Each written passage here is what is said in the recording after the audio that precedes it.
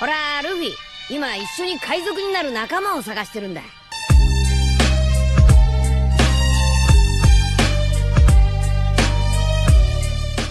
Hello guys, welcome to my channel The Wandering Zoro, your go-to destination for anime-related content.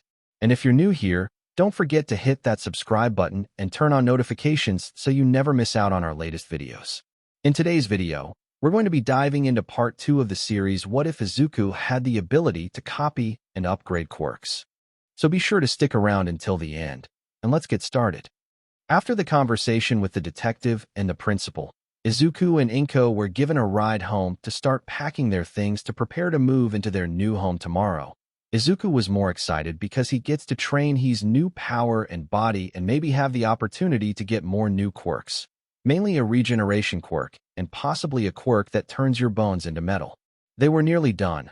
All that was left was the furniture that needed to be picked up and moved, so they had to wait. But while they wait, they decided to celebrate that their plan was a success and that they are free from the abuse of this cruel, unforgiving world, and now they must strive to become stronger so they can take on the world with a new vigor.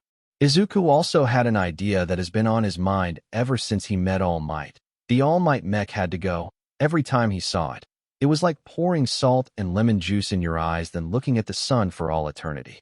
His mother asked why he would sail those, but understood after he told him what caused his quirk awakening. So she helped him out with sorting the merchandise into different categories from least expensive to the most expensive. They took pictures of everything and posted them on a bidding website where Izuku would wait until he got an acceptable amount. When they finished, they went to bed because tomorrow would be the start of their new lives. It was early morning when Inko woke Izuku up telling him that breakfast was ready. He sleepily woke up and put some black shorts and a white t-shirt and made his way to the kitchen. He made it down to find his mother made a delicious-looking spread of eggs, bacon, sausage, toast and juice. His mouth began to water because of the smell that came from that heavenly-looking food. So he made his way to the table and sat down, waiting for his mother to finish up in the kitchen. He was having a very difficult time trying not to inhale all the food that was presently on the table, but luckily his mother came back with a plate of pancakes and set them on the table and sat down herself. Izuku thanks Inko for the meal, then they dig in. They happily ate quietly, until there was nothing left but plates, so Izuku picked them up and went to the kitchen to wash them and pack the last of the remaining items that they left out. It wasn't long before they heard a knock on the door, so Inko went to go see who it was. She opened the door and was greeted by the rat Satan himself, Nizu, with some movers behind him. Nizu. Ah, good morning, Mrs. Midoriya. I hope you rested plenty because we have a long day ahead of us. Inko. Good morning, Nizu, and yes, I rested well. I'm guessing the people behind you are here to pick up all our stuff? Nizu. Yes, actually. And I'm also here to pick you and your son up to go back to the campus. It's only a 15-minute drive. Inko. Okay, let me just Izuku so we can get going. Inko made her way to the kitchen to inform Izuku that they had to go. They grabbed what they will currently need and headed out to the car that was waiting for them outside. It was a black sedan. They got in the car and drove off with the movers just behind them. In the meantime, they made small talk. Nizu. So the house was finished last night, and I added in some basic furniture and necessities in case you're missing some stuff. Both your rooms have comfortable queen-size beds and a wardrobe, work desk, and mini bathroom in case the main one is occupied. The kitchen is stocked up with food for the month and will be restocked every month, and there's a backyard gym in case you want to work out privately. That's just the gist of everything there.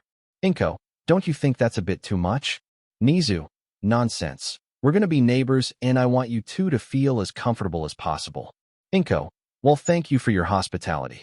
Nizu, don't mention it, and also when it comes to your employment, you'll be having a meeting with me, a recovery girl, so we can work out where and how you'll be able to help, and Izuku. Don't forget that our gyms and other facilities are open for you to train as hard as you want, but please don't overdo it. Izuku and Inko. Thank you, Nizu. After 15 minutes of driving, they made it to campus. They parked near the forest and got out of the car. Nizu jumped up to Izuku's shoulder and started giving them directions on where their house was. The walk was peaceful and quiet. Soon they reached their destination. There were 2 houses. They both looked the same. They were made out of a very tough-looking wood with reinforced concrete due support, and nice yard with a stone path leading to the front door. They make their way inside and started looking around the place. Safe to say, It was comfortable. Not long after the movers arrived and started moving everything in, they placed some boxes in their rooms and some in the living room. Izuku and Inko said their thank yous, and the movers left. Now it was Nizu, Izuku, and Inko left in the house. Nizu, well, I'll leave you 2B to unpack everything and relax for the rest of the day. I still got stuff to prepare for the meeting tomorrow so that everything is set. I'll see you 2 in the morning. Inko, okay Nizu, and again thank you for everything you've done for us. Izuku, yeah, thanks Nizu, we'll see you tomorrow. Nizu, have a great day. Nizu shortly left and the two started unpacking and moving everything into where they need to go. It took a few hours, but everything was ready. Now all they have to do is just relax and enjoy their freedom. But Izuku decided he might as well to the backyard gym to get some light exercise done to see where he's at when it comes to his physical strength. Safe to say it was decent, but he still needs a lot of work. He's been at it for a few hours until it started to get dark, so he finished up with his last set and made his way inside to take a shower. His mother was making katsudon for dinner, so he had to hurry or it'll get cold. When he was done, he made his way to the kitchen to find his mother already waiting for him with steaming bowls of katsudon. He sat down and they started eating. They were making small talk until his mother asked him a question. Inko, so tomorrow I'm guessing you're going to go to the beach to start cleaning up. Izuku, yeah, then I'd have to start with online college lessons when I get back, then maybe do some light workout and quirk training. Inko, okay son, but don't push yourself. You only have 11 months before the exam. You need to be at your best so you can show them who's going to be the greatest hero that will save everyone they can. Izuku, thanks mom, and I'll make you proud. Inko, and while you're at it, can you please come back with a girlfriend so I can have grandbabies? Izuku, I'll try but no promises. Izuku was a blushing mess after what her mother asked him to do, so he went to bed early because tomorrow is going to be the start of his road of becoming the greatest hero to exist. Month 1. Izuku complied a training regimen that will maximize the use of his muscles and build them up in a more condensed and flexible way. This regimen consisted of 100 push-up, 100 squats, 100 pull-ups, 100 sit-ups, 10 kilometers run, and using the gym equipment by increase it by 10 every time he feels that he is used to the weight. He does that every morning right after he eats breakfast. At around midday, he makes his way to the trash beach to clean it up in small quantities. He mostly starts with the small stuff first, so he doesn't trip or get stabbed by something sharp in the sand. The small stuff mostly consisted of bottles, small appliances, and just basic building material. The building material he kept though because it might be useful if he ever found a use for it. All in all, the beach was slightly different from before he started. It's still filthy but cleaner. People still do make fun of him because of what happened last month whenever he does go outside of the school campus, but he ignores them because he knows they're going to eat their words one day. At the late afternoon, Izuku makes his way home to start with his studies. He applied to the best Japanese university in the world, the University of Tokyo, where he would start with chemical engineering for the first month of the school year. Nizu helped him with that part by vouching for him that he is if not the smartest person to ever live, smarter than Nizu himself. So they gave him an IQ test, and boy were they dumbstruck. The test showed he was indeed the smartest person on the planet and maybe off-planet if they ever get in contact with alien life. So with information they have, they came to an agreement that each month he would study a course of his choosing and would do an end-of-year test that was compacted into a single year's worth of exams into 1 month, and that will determine if he'll get his PhDs. When it came to night time, Izuku would make his way to one of the fake cities so he can train and possibly master his quirks. The first one he started with was Advanced OFA. He hasn't been using the energy that has been generating for the past month, so he had energy the size of the moon. If he wanted to, he would be able to destroy the Earth with a single punch. So he started tested out what he could do and see if he can improve on it. He first started with small percentages. He learned that any percentage above 5% is lethal to anyone and anything, so he only started with 1%. He had to use 1% because of the massive amounts of energy he had unless he wanted to destroy a city by accident. He was faster, stronger, and more adaptive, but still lacked any combat training. So he just used the training dummies Nizu gave him that have pre-programmed fighting styles for him to practice. For now, he only learned the basics, but started using OFA to create unique techniques to use against opponents. So far, he only created Impulse, User places their palm on a flat surface and sends a small impulse from the arm and shoots it to its target, blasting a target away. If more energy is put into impulse, it may act like a spring-loaded cannon. Flick. User pulls back either one of their 4 fingers into a flicking position and release it from their thumb to shoot out condensed air bullets that can deliver serious damage, and if he puts more energy into the flicks, the air bullets turn into air cannon that can drive through any surface. Second impact. User throws a punch to their opponent, but if the punch misses, the resulting air pressure from the punch acts like a second fist to deliver the punch, and if the punch land, the air pressure will double, landing a second punch in the same spot. If the user adds more energy, second impact can double or triple depending on the energy. Next came the Quirks inside Advanced OFA. He first started with Fly. He flew through the streets of the fake city in Mach speeds, and sometimes faster than the speed of sound, leaving him breaking sound barriers multiple times, and whenever he adds energy from OFA, he could go a quarter of light speed, but then he would fly off planet, but he did come up with a technique with this method. Advanced OFA plus Fly equals Grizzly Magnum.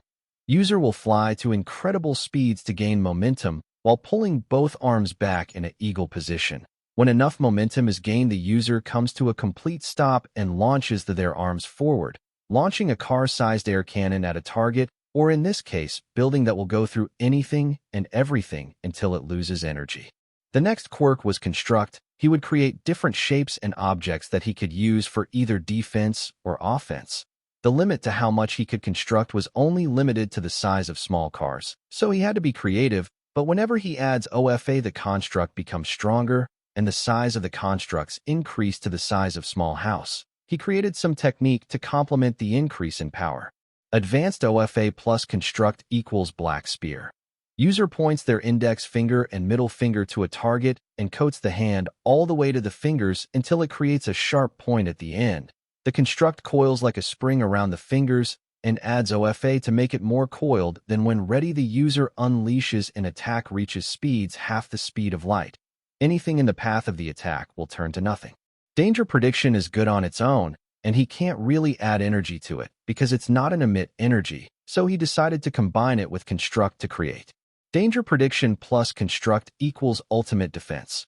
Whenever the user senses incoming danger, the user will automatically use Construct to defend themselves. Ultimate Defense is always active and will warn the user if someone is dangerous. Next was Smoke Manipulation. More or less it was easy to control. It was more of a stealth-based quirk than anything else, so he just made basic techniques that are suitable for stealth missions. Cloud. User creates black clouds that resemble storm clouds. They are useful to blend in with the clouds if there is storm clouds. Fog. User creates black fog that can hide the presence of the user. It messes with people that have great senses of smell or people with good eyesight. Sleep. User grabs the face of their opponent, then process to create gas that enters their opponent's mouth and lungs, taking the air out of them and making it harder to breathe until they either pass out or die from lack of oxygen. Kinetic Stockpile worked the same way as OFA, so he just lets it collect kinetic energy until he wants to use it, but the most interesting quirk he was using was Velocity Manipulation. Velocity had made users that are mostly offensive, and when combined with different quirks, they spell doom. He first started with small objects like rocks, then ball and small cars, but the most interesting one was buildings. He used 10% of Advanced OFA and punched a building into the sky, but quickly halted its velocity to a complete stop. But when he raised its velocity to the max, the building shot into space. He was pretty sure it was somewhere near Mars if it was still in one piece, so he started making a lethal class of techniques with Velocity Manipulation. Advanced OFA plus Kinetic Stockpile plus Velocity Manipulation equals Recoil. User cocks back their fist and adds half of OFA and Kinetic Stockpile and punches the target, but as soon as contact is made, the user reverses the velocity that the target felt the impact and makes the velocity double the initial impact, turning the target into dust. Advanced OFA plus Kinetic Stockpile plus Construct plus Velocity Manipulation equals True Black Spear. User creates a sharp point between the index and middle finger and adds 100% of OFA and Kinetic Stockpile until the construct completely covers the user's arm. When they release, they increase the velocity of the spear to the absolute maximum. If the attack were to impact a planet, the planet would vanish into nothing. That's what he did for the first month of his training and would move on to the next phase after he was done with exam. Month 2. Izuku was giddy with excitement after finishing his first exam and earning himself his first PhD. Not only that, but he broke through records of a perfect score throughout all of his tests and put a new standard that the future generations have to beat. He was celebrating with his mother and Nizu, who was laughing manically and was excited to see what the future was like. The next course he would do was astrology. He always wanted to explore the cosmos of the universe after he fixed society, but that would have to wait after he was done. His training regimen has increased by 100 more, and now he does 20 kilometers runs. He got used to the old regime pretty quickly, and his body was slowly building defined muscle that was toned and densely packed, leaving him with a versatile body and a new weight limit.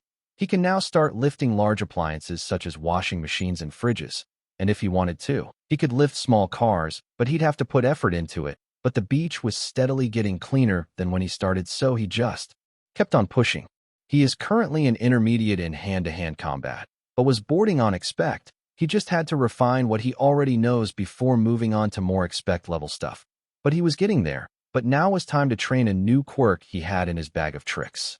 Water manipulation was what he wanted to master, so he started small again. He had to use the beach because UA didn't have a proper place to practice. He started with simply pushing and pulling the water in a wave-like motion, so he could get used to the flow. He had to feel the water that was flowing around him. He had to feel the movements, feel every single drop of water that was around him, in the air, in the soil, and in people. He had to become water. It took a while, but he was becoming more fluid by the passing days until he could freely control the water like it was second nature. He moved on to creating water by pulling moisture from the air and forming water droplets and controlling them like an extra limb, and he was really getting the hang on it. So he created techniques would fit his fighting style. Drought. User pulls all the moisture in the area until it forms a giant sphere of water above the user. The user can manipulate the water how they want and can use it to perform other water-based acts. Hydra. The user needs a large body of water to use this technique, but it can still be used with the moisture around them, but it'll be weaker than the one created by a large source of water. The user creates a dragon-like snake from either a large body of water or from the moisture in the air. The snake can be controlled to either attack or defend its creator. Water bullet. The user condenses water into small sphere which they can shoot at targets at extreme speeds, and the more water the user adds to the sphere, the bigger the bullet and bigger the damage on impact. Izuku was quite happy with the progress he made, so he started to prepare for his exam and wanted to set a new standard for what is to be expected for the new generation. Month 3. Izuku was in his room holding his astrology PhD and was very proud of himself that he yet again set a new standard and was already studying for his third PhD in computer science. The course itself was easy, but he was more interested in the hacking side of the course since you never know when hacking might come in handy, and he was interested in the stock exchange, so he can make some money on the side in case he needed some. But he had to wait until he got his PhD and when somebody was interested. In the mech he wanted to sail. Currently the bid was around $5,000, but he wanted it to be higher than that, so he waited. In the meantime, he increased his regiment and made it more difficult. The regiment is now 3 times as hard, and his weight training has increased to ridiculous levels. He could now lift cars and small buses and trucks. His body became more toned and compacted. You would think that his muscles were made out of steel from how tough they are. His hand-to-hand combat has reached expert and not bordering on master, but still needs more refining, but he was determined to become a master in hand-to-hand combat. You can see Izuku carrying a small bus around to the other side of the gym when someone approached him. This someone had pink dreadlocks and sniper scopes for eyes. She was wearing a greasy overall with gloves and goggles. Hey, are you going to use that bus you're carrying? Izuku. No, just going to throw this away and go get another one. Why do you ask? I was wondering if I can get the parts from the engine so I can use it for my babies. Izuku. I'm not sure that's safe to give your baby's engine parts, and aren't you a bit young to have children? What? No, I meant my inventions. I call them my babies because I made them. Izuku. Inventions, so you an inventor. That's right. I'm Mei Hatsum, future CEO of Hatsum Industries. Izuku. Izuku Midoriya, and I'm gonna guess you're gonna apply to UA. Mei. Yeah, actually, I'm gonna apply to the support course so I can make more babies for people that are struggle with either their quirks or just health problems, but I'm missing a lot of materials. I was hoping to get some here, but it seems like you cleaned most of it. Izuku. Don't worry. I collected any material that could be useful. I could give it to you only if you promise me that you'll make it to the support course. I'm gonna need an inventor on my team when I change this corrupt society. May. Really? Aren't you gonna use that material? Aren't you going to the support course too? Izuku. No. I'm gonna apply to the hero course so I can fix this world and make it fair and just. May. Wow. Thanks, and I promise to make it to the support, and I promise to help you any way I can to change the world for the better. Izuku. Good. I'll ask Nizu to get a truck to deliver the materials to where you live. Just give me your numbers, and you'll send me the location. May. How do you know the principal of UA? Izuku. I can't say, but when you get into UA, you'll be seeing me often. May. Okay. I guess I have to wait and see. Izuku gave May his numbers and processed to finish up on his cleaning. Once he was done, he called Nizu and asked him to deliver the materials he collected to a friend he made. Nizu was a bit surprised that Izuku made a friend, but was happy that he has someone new to trust, and did what he was asked. The thing is, over the past 10 years, Izuku has grown cold towards people that were not his mother and now Nizu, the detective, and May.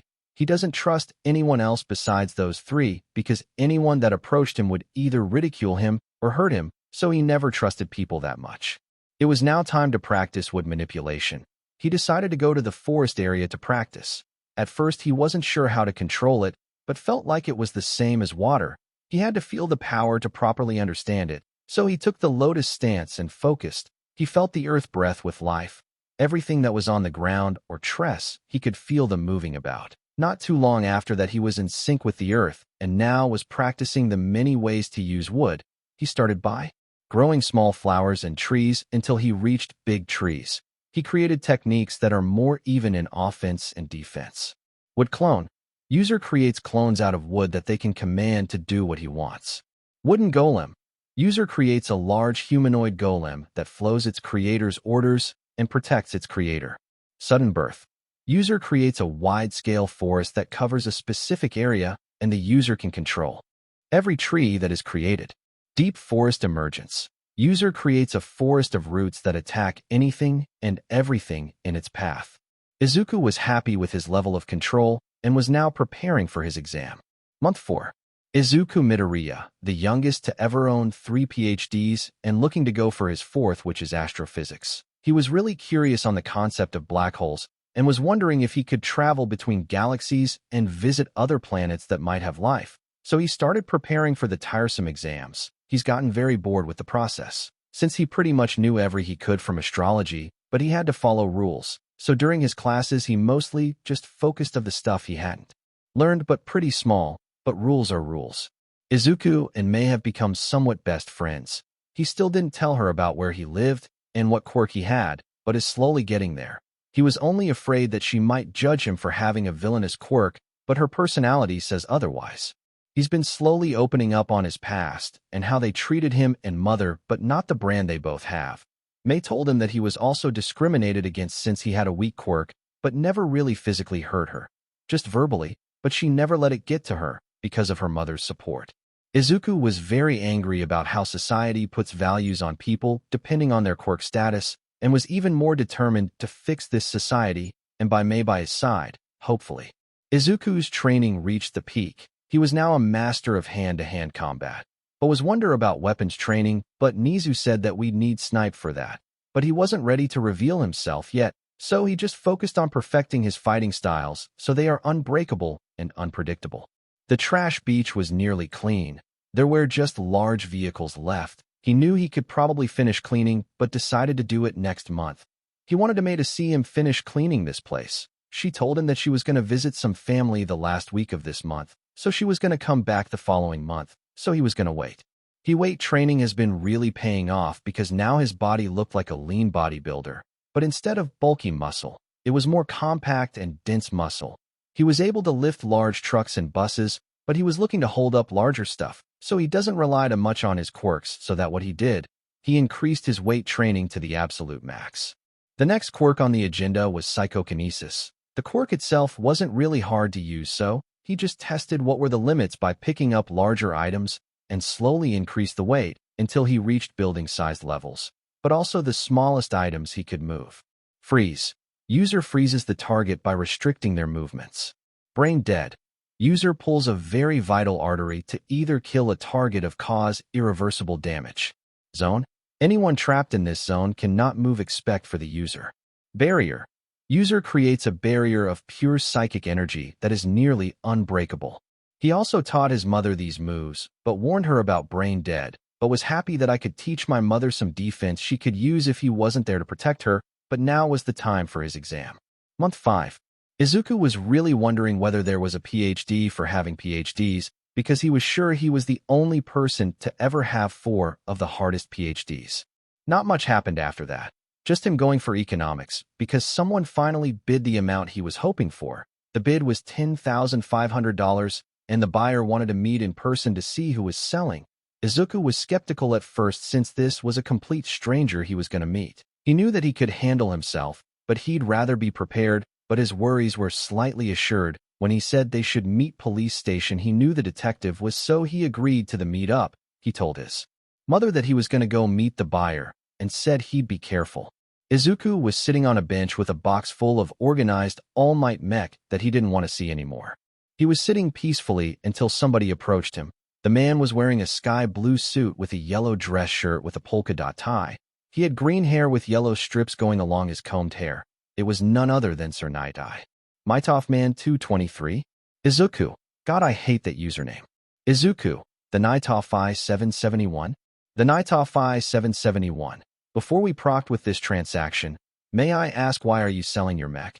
It seems most of them are limited edition. Izuku. You ever heard the phrase, never meet your heroes? Yes, sometimes it hurts to see that they are nothing but a wolf in sheep's clothing.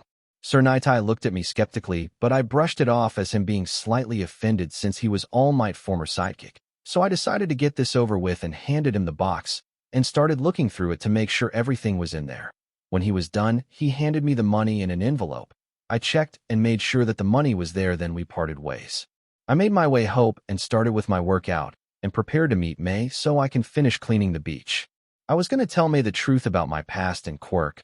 She's been nothing more than a lovably little sister to me, and I wanted her to know that I will always protect her if she needed it, and I was wondering if she needed me to give her a quirk for self-defense, but I'm pretty sure she would say no since I didn't have a quirk that would suit her. I found her waiting for me on the beach near an old truck. I approached her and decided to get this over and down with. I sat next to her, and we started talking about random stuff, and slowly made our way to the more personal stuff. I first started off of how I got these scars, and how I was quirkless for the past 10 years of my life. I showed her the brand on my back. I told her how All Might was the cause of my awakening, and what my quirk did exactly. By the time I was done explaining, she pulled me into a bone-crushing hug that was equal to my mother's. She told me that she will always stay by his side, and make sure that we change this messed-up society for the better or die trying.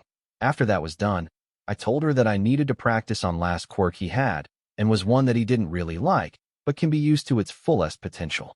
Explosion wasn't a quirk that he liked very much because the person using the quirk caused 50% of the scaring on him, but he knew that the quirk in his own hands can be used for a far better cause. So he started practicing and was already started created moves with the additive OFA.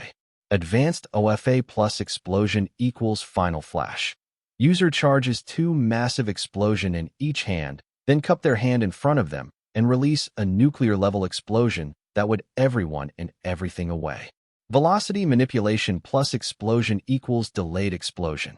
User can delay the explosions on a target by decreasing the velocity to 0 and plant explosive punches on a target's body, and when enough explosions are planted, user increases the velocity back to normal to deliver effective damage.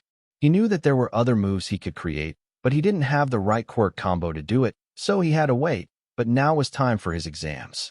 The last 5 months flew by in a flash, and Izuku was now the proud owner of 10 PhDs, more than anyone has ever had in history, and his stock exchange has been doing excellent, and he started investing in small businesses and hospitals. But most of the money he makes goes to quirkless charity and orphanages so they don't have to struggle. He does.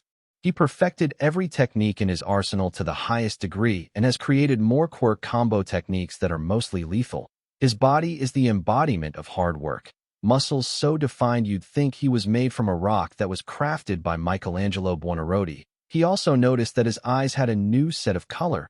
Instead of the vibrant forest green he had, it was now a mix of forest green and a blazing crimson red. He called this color Crimson Forest. He helped May prepare for the exam so she could get in with the highest scores possible and did all he could to make sure she was ready. After that, he jogged back to UA so he could go in there like everyone else. When Izuku started, he was 17. Now he's 18. This was the start of his journey of becoming a symbol. Copied/taken Quirks. Zoom grants the user eyesight that can zoom far away, allowing them to clearly see distant people and objects. Izuku was standing at the UA gates, taking in the scene in front of him. He's been here for almost a year, but the scene always makes him question whether this was happening or not, but he had to push through. So he took a few steps forward and started walking, but unknown to him, the rat god himself was watching him through the cameras of the entrance, while drinking his tea, and had an idea. Nizu, let's have a little fun, my friend. Nizu proceeds to press a button that moves a brick that's in the path of Izuku.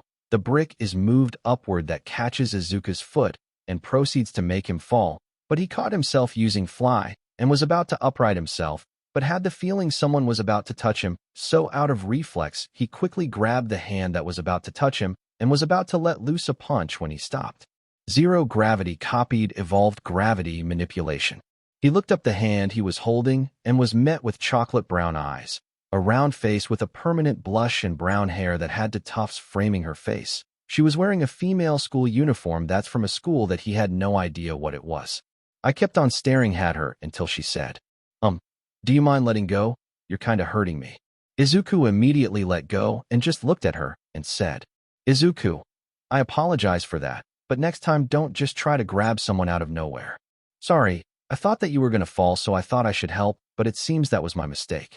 Izuku just nodded and started making his way inside the building and was thinking of how he was gonna pay back Nizu for almost making him fall.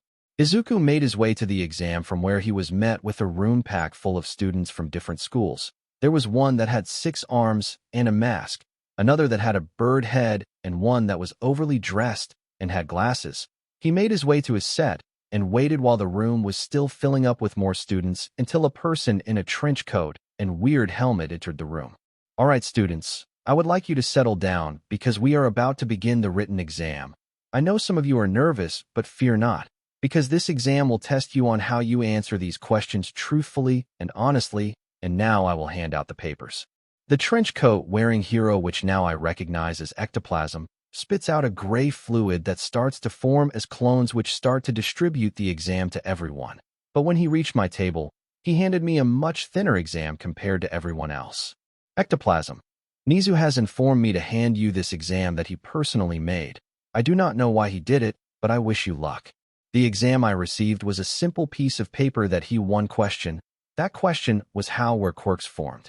Izuku and Nizu would always discuss theories that justified how quirks were formed. They would spend hours on the topic, but never have any relevant evidence, but they always enjoy their time together, like uncle and nephew. Ectoplasm. All right, students, I'll be taking my leave and will be back in 3 hours. I trust that you answer the questions honestly, and I hope you do not cheat. Ectoplasm left, signaling that the exam has begun and people already started cheating, but only a few actually started answering the questions truthfully. Izuku started writing down his answer on where quirks came from. Izuku's answer. Evolution is the main cause of where quirks came from.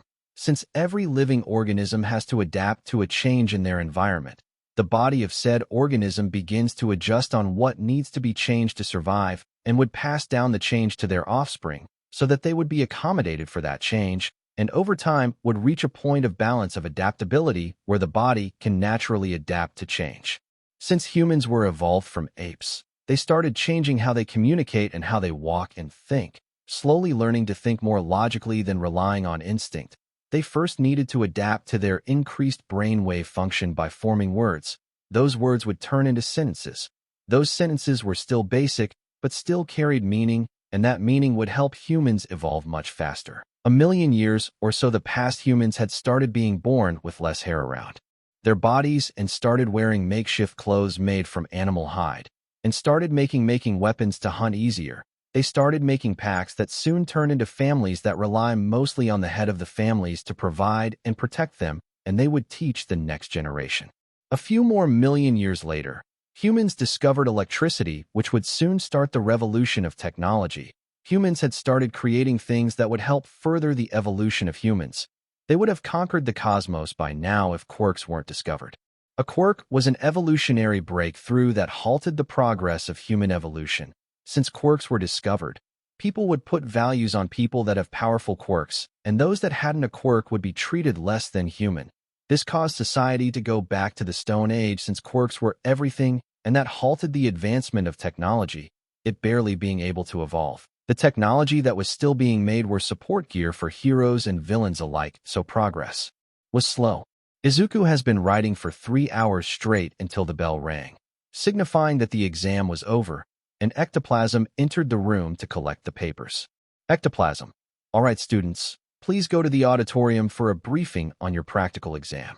Everyone filtered out of the room and made their way to the auditorium, which was a large room with rows upon rows of chairs with pamphlets on the sits. Izuku made his way to a chair, grabbed the pamphlet and sat down and started reading. The pamphlet discussed how the practical would start and what to expect. It started talking about the different type of faux villains that we would be fighting. Each villain would have a point that we had to destroy to collect, and each point would also tell you how difficult each villain would be.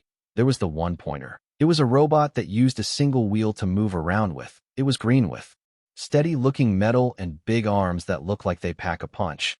Then there was the two-pointer. It was slightly bigger than the one-pointer and looked like a mechanical scorpion. And then there was the three-pointer. It was the biggest of the previous two villains. It was big, had 2 sets of non-lethal missile launches, and looked like it finish you on sight, but the most interesting one was the zero-pointer or pointers. Their only thing that it said was run. After I finished reading the pamphlet, I just crossed my arms and closed my eyes until the explanation was over, which was presented by the living speaker, Present Mike, which dramatically started off with a yeah. He went to explain what I just read until he was interrupted by the glasses guy. Hold it right there. You said that there are 3 villains that we have to defeat, but the pamphlet clearly states that there are 4 villains that we need to defeat. If this is a mistake that UA had done, then I am truly disappointed to even attempt to go to this school, and you with the white hair. Why are you just sleeping there instead of paying attention? If you are not going to take this seriously, then I order you to leave. A bit of context. Izuku found out a different aspect from advanced AFO. It's called fearful presence. Fearful presence is when a user of AFO can exert their will onto a person of people that have a weaker will than the user. This also results in the user's eyes turning a glowing crimson that adds more fear to whoever feels it. Izuku hears this, and he was angry. First, this guy interrupts a teacher and questions why he didn't explain something that was already written, and then proclaims that he is too good to be even attempting to go to this school, and now is accusing him of not listening and demands me to leave just because I'm closing my eyes. So Izuku did what any upstanding citizen would do. He would instill the fear of God into this poor excuse of a Sonic rip-off. So Izuku slowly opened his eyes. They were glowing a beautiful crimson red, and anyone that looked in those eyes would feel like they can't breathe, and they couldn't even move from fear. Izuku made sure to direct all of his fearful presence to glasses, and he looked like he'd wet his pants at any moment, until Present Mike said, "Present Mike, could you please sit down while I finish the explanation?" Izuku didn't say anything and just let up on his fearful presence, and his eyes went back to Crimson Forest and closed them again, while Present Mike continued with the explanation, which was a short explanation but a helpful one. He finished it with a good luck and told the examiners where the changing rooms were, so they can change into more comfortable clothes so they can go to their designated exam areas, which were replicates of fake cities. Izuku was wearing black sweatpants, with black shoes, and a black long-sleeve shirt. They made their way to the buses that would take them to their cities, and Izuku had the unfortunate luck of having glasses being on the same bus as him, but also noticed there was a girl with pink skin and horns, a flamboyant blonde guy that's sparkling, and a floating pair of gloves. He was very curious about those gloves, but was interrupted by Glasses again. Glasses. Hey, stop staring at people. You're making them uncomfortable and probably nervous. Izuku. This Glasses guy is really getting on my nerves. Izuku just ignored him and went back to his thoughts until they arrived to their exam site. While waiting, he decided to use Quirks site to see if there are any useful quirks he can copy. Most of them were decent quirks that would be useful as rescue heroes, and some more suited for underground work, but decent nonetheless. He was brought out of his observations by the doors slowly opening to the fake city, so he got ready until it was big enough for him to run through. He decided not to use his quirks since he wanted to see how strong he is without them. So when the doors opened wide enough for a single person to enter, he bolted through them with a lot of force and cracked the very ground he stood on, sending some debris at people. By the time figured out what just happened, Izuku was already gone, and people started complaining about him cheating until present. Mike, what are you idiots waiting for? There are no countdowns in real battles. Now get your heads out of the clouds and move it. All the examiners started making their way through the doors, some pushing, others jumping over others. While this was happening, Izuku was already making his way to his first targets. He made it to an intersection and was met by 3 one-pointers. When they saw Izuku, they immediately started attacking him. The first bot threw a right hook, which Izuku ducked under and grabbed the bot and jumped on its arm and stood up and ran straight for his head. The bot tried to swat him away with its other arm, but Izuku jumped high up above the arm and did a missile dropkick directly on the bot's head, smashing it down into its body. While that was happening, the other 2 one-pointers came from each side of Izuku and cocked both of their metal fists back and launched them at Izuku. Izuku caught both of those fists and dug his fingers into the metal and jumped high up with the bots while twisting in the air and threw them back at the deceased one-pointer. They collided in a metallic thud. Izuku came done with another missile dropkick, going through the bots and ending out under them and started making his way to his next targets. The bots behind him exploded, granting him 3 points. His next target was a 3-pointer. It saw Izuku approach it, and it started firing its non-lethal missile at Izuku, who simply grabbed one of the missile, twisted and launched it back at the 3-pointer. It destroyed the 3-pointer on impact, adding 3 points to his score. From out of now, where 2 2-pointers came from 2 ally ways and charged at Izuku using their stingers to attack him. Izuku grabbed the first stinger and swung the 2-pointer to its sibling and crashed into it. He ran at them, throw a right hook at the down 2-pointers. He decapitated one and grabbed the other by the head and squeezed for more points gained. A group of 5 5-pointers surrounded our white-haired boy. All of them had their fist up in a menacing way while Izuku just looked at them with his crimson forest eyes and decided to mass with them. He used fearful presence, and he swore he saw them flinch. His crimson eyes bore into their robotic souls. None of them made a move, but in a flash, 2 one-pointers' heads were in Izuku's hands. The other bots saw that and started backing away. But Izuku didn't like that, so he threw each head at 2 of the bots, leaving holes in their chest areas, and they fell down, dead. The remaining one-pointer made a run for it, but Izuku was already on top of it and snapped its robotic neck, destroying it and adding 5 points to his score. 3 3-pointers saw this and started running away. They might be bots by even they knew not to mess with him, but their escape was in vain because Izuku was already smashing their heads in, tearing them limb from limb like an animal. 6 more points were added onto his score. A 2-pointer was the unfortunate volunteer of being a spear that was thrown at 2 one-pointers, impaling them in the chest and close-lined the other 2 one-pointers, adding another 6 points to his score. Izuku heard some screaming in a street next to him and was met with a cluster of 10 one-pointers cornering the pink-skinned girl. Izuku knew that he had to save her, so he formed black gauntlets with construct and ran at the one-pointers.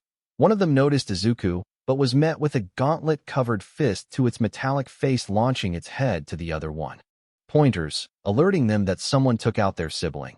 But who they saw made them second-guess if they want to fight this hunter. Ever since they got a notification from their fallen siblings that there is a beast hunting them down, they became cautious, so they started backing away, but Izuku was having none of that and started taking heads left and right, smashing, crushing, and launching metallic heads everywhere until they were nothing but scrap metal. He made sure they were dead and approached the pink-skinned girl to make sure she was okay. She was a bit frightened, but was relatively okay, so he checked once more and continued on his rampage. He saw another cluster of bots. This time they were 5 2-pointers that were looking for students to beat up. Izuku wanted to test something with gravity manipulation. He applied it to his gauntlet-covered fists and he felt like he was holding the moon in his hands. He adjusted it so his fists were as heavy as a building and approached the 2 pointers. One of them saw him and tried to attack him, but he was met with a punch that felt like it was hit by a building, which was true, the force of. The punch launched it into its siblings and exploded on impact. Izuku was impressed and wondered what else he could do with gravity. So he started looking for more prey to hunt her. His question was solved when a bunch of 5 3-pointers firing missiles at students. He got an idea and focused the gravity around the 3-pointers and increased it. The bots started feeling heavy and stiff. They tried to move but couldn't. Izuku continued to increase the gravity until they turned to metal pancakes, gaining even more points. Izuku was really excited to try more things with gravity. Meanwhile, in the observation booth, My, we have such an interesting bunch of applicants this year," said the woman wearing a skin-tight bodysuit with a leather whip at her side. She had dark blue hair, crystal blue eyes, and wore a domino mask to hide her beautiful face.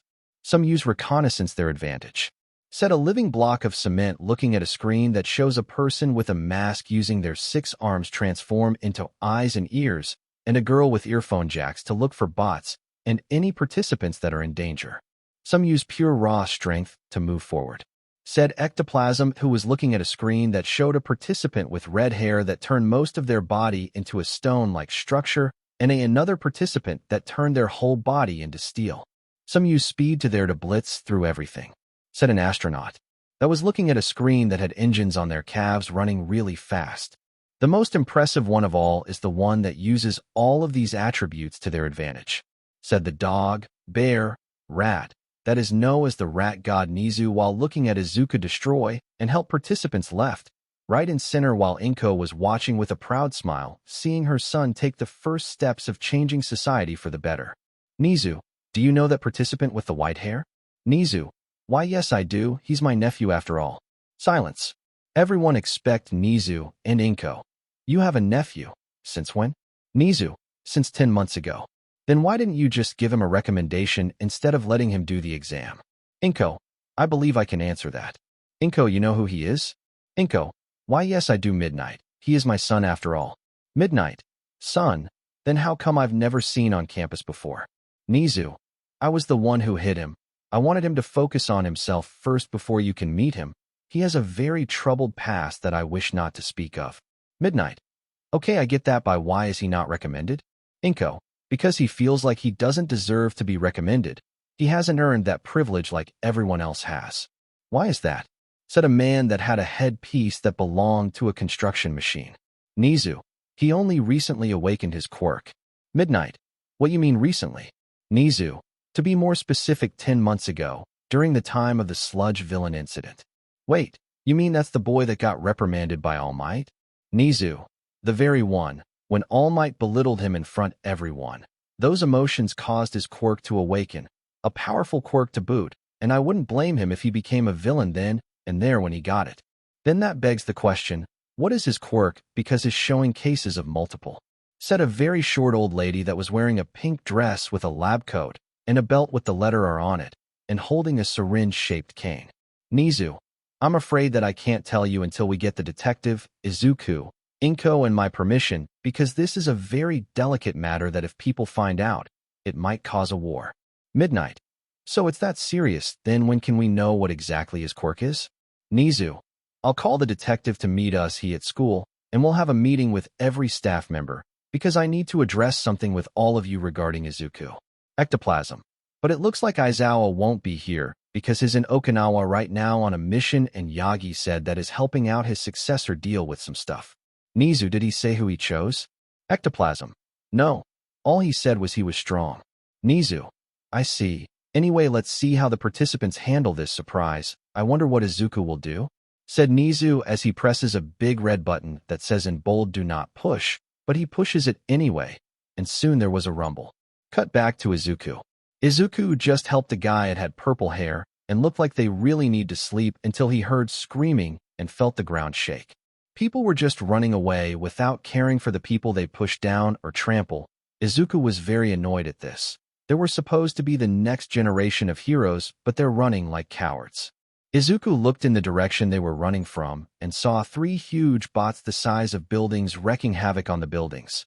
Those were the zero-pointers, and they looked intimidating, but the only thought on Izuku's mind was, Izuku, I really should have checked what Uncle was planning to do with the money I gave him.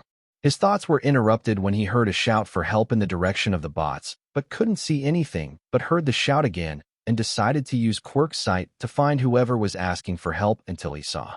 Quirk.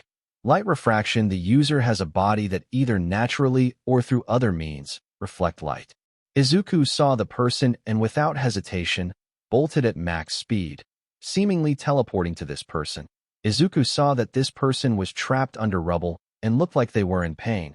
So he grabbed the rubble and carefully started removing it until they were clear. So they carefully lifted them up and carried them in a princess carry and carefully but quickly run to the entrance of the gates and placing them down where they are at a safe distance. Once that's done, he looked at the bots approaching and decided to deal with them. He slowly started walking towards them while people behind him start saying stuff like, is he an idiot or something? He probably thinks he can take those things on. What an idiot. Hey idiot, come back here. Izuku ignored them and just calmly made his way to the bots that they were mere blocks away. Izuku wanted to try a new technique he created with gravity, and the bots were the perfect test dummies, but he only needs one, so he lifted the two other zero-pointers into the air with psychokinesis and held them there. Everyone who saw this quickly shut their mouths and were unaware of how easily he did that. Soon they heard him start talking. Izuku, you know, sometimes I question why people use their power to oppress the weak. Is it because they see themselves above the weak? Do they just want to make the weak suffer because they can, or is it because they are afraid that the weak can rise up and become strong, stronger than the strongest person alive, and if that were to happen, they would feel threatened that something so weak can become strong, and that's what happened. I became strong. If not the strongest currently, but there is still a long way to go before people recognize that the weak are the strongest among all, and I will make them recognize that by becoming a symbol for the weak and lead them to be strong so they can live in a world that every single person in this messed up society is to live equally. That's why I am here. Izuku raised his right arm, wrapped it in a black gauntlet made by Construct, and prepared attack. Quirk combination, Advanced OFA, 5% plus kinetic stockpile plus Construct plus velocity manipulation plus gravity manipulation plus psychokinesis. Izuku, erase. Izuku jumped high up and launched his fist, and the moment his fist hit the bot, it literally turned to nothing, and anything behind it was erased from existence. Erase traveled beyond the test area and headed to 3 more fake cities before it lost momentum. To say every body was stunned was an understatement. They just witnessed a punch that can wipe out cities, and people were every thankful that this person was applying to be a hero, or they would be messed up in every way possible. Izuku landed safely down and walked back to the stunned participants. He also placed down the other zero-pointers, and that seemed to get everyone out of their trance, and looked at Izuku, who made his way to the invisible person he saved just moments ago. He used Quirk's sight again and asked, Izuku, are you okay? Huh. Oh yeah, I think I just sprained my ankle. Don't worry, we'll take care of it. Approaching the participants were 2 people. One was a very short old lady that was known as Recovery Girl, and the next was a very beautiful woman with green hair and forest green eyes. She was wearing a below-knee dress and a lab coat, while carrying a big first aid kit. That was Inko Midoriya, Izuku's mother and assistant nurse to Recovery Girl. Inko, hello everyone. Please raise your hands if any of you have any minor injuries so I can treat them, and if you have any serious injuries, please sit down and wait for Recovery Girl to help you. Almost half the people there sat down and waited while Inko helped everyone else. It didn't take long until everyone was patched up and started leaving, but Izuku waited for his mother and Recovery Girl to finish. Inko, son, Nizu called a staff meeting to discuss something important, and that he requests that you be there because it involves you too. Izuku, I'm gonna guess it's about my quirk, and I'm also gonna guess the detective will be there too. Inko, yep, nothing serious, just some people that want to meet you is all. Izuku, sure, let's go. And so, the 3 made their way to the main building of UA. Along the way, they made small talk. Izuku got to know Recovery Girl a bit. She mostly told him to stop being reckless. Even though Izuku is possibly the most powerful person on Earth, an old lady that's also a certified doctor was far stronger than him. So, They made it to the building and went directly to the staff meeting room where they will discuss highly classified information. When they opened, they were met with every UA staff, minus Aizawa and Yagi, and there was also Detective Tsukachi there, already waiting for them to arrive and take a sit. Izuku sat in front of everyone. The staff were just staring at him. It was very awkward until Nizu decided to break the silence. Nizu, well, nephew, I dare say you did an excellent job at the exam. The written exam you passed with flying colors, and I dare say that theory of yours is one of the closet to ever getting the true reason why and how quirks were born. Izuku, thanks, uncle, but if I had more time I could have probably made a 15-page explanation, but that's a problem for another day. Nizu, indeed, and now for the practical exam. You have outdid yourself. You even broke All Might's record. Previously the record was 200 points, but you beat it by a generous 48 points. Izuku, wait, I was sure I had 68 points. Where did the other 180 points come from? Nizu, well, there was a secret aspect of the exam. If you were to help your fellow participants, each participant you help would earn you 5 points. And since you helped all 36 participants in your zone from the zero-pointer and others by destroying bots that threaten to hurt them, you have gained a total of 180 points. Welcome to UA, Izuku Midoriya. Inko quickly got up and went to his son and gave him a bone-crushing hug. Inko, my baby boy has finally gotten into his dream school. When this is all over, we're going to celebrate. Izuku, thanks, Mom, and I promise to make you proud. Izuku says, hugging his mother back. Inko, but you already did. Izuku, then I'll make you even prouder. Inko, okay, honey. Detective, sorry to break up this sweet moment, but we still have stuff to discuss. Izuku and Inko, right, sorry about that. Detective, don't sweat it. But before we begin, we are missing a few people. Nizu, Aizawa is on a mission and Yagi is with his successor. Detective, he's already found one. Who is he? Nizu, I don't know. He never said who, but he would be recommended.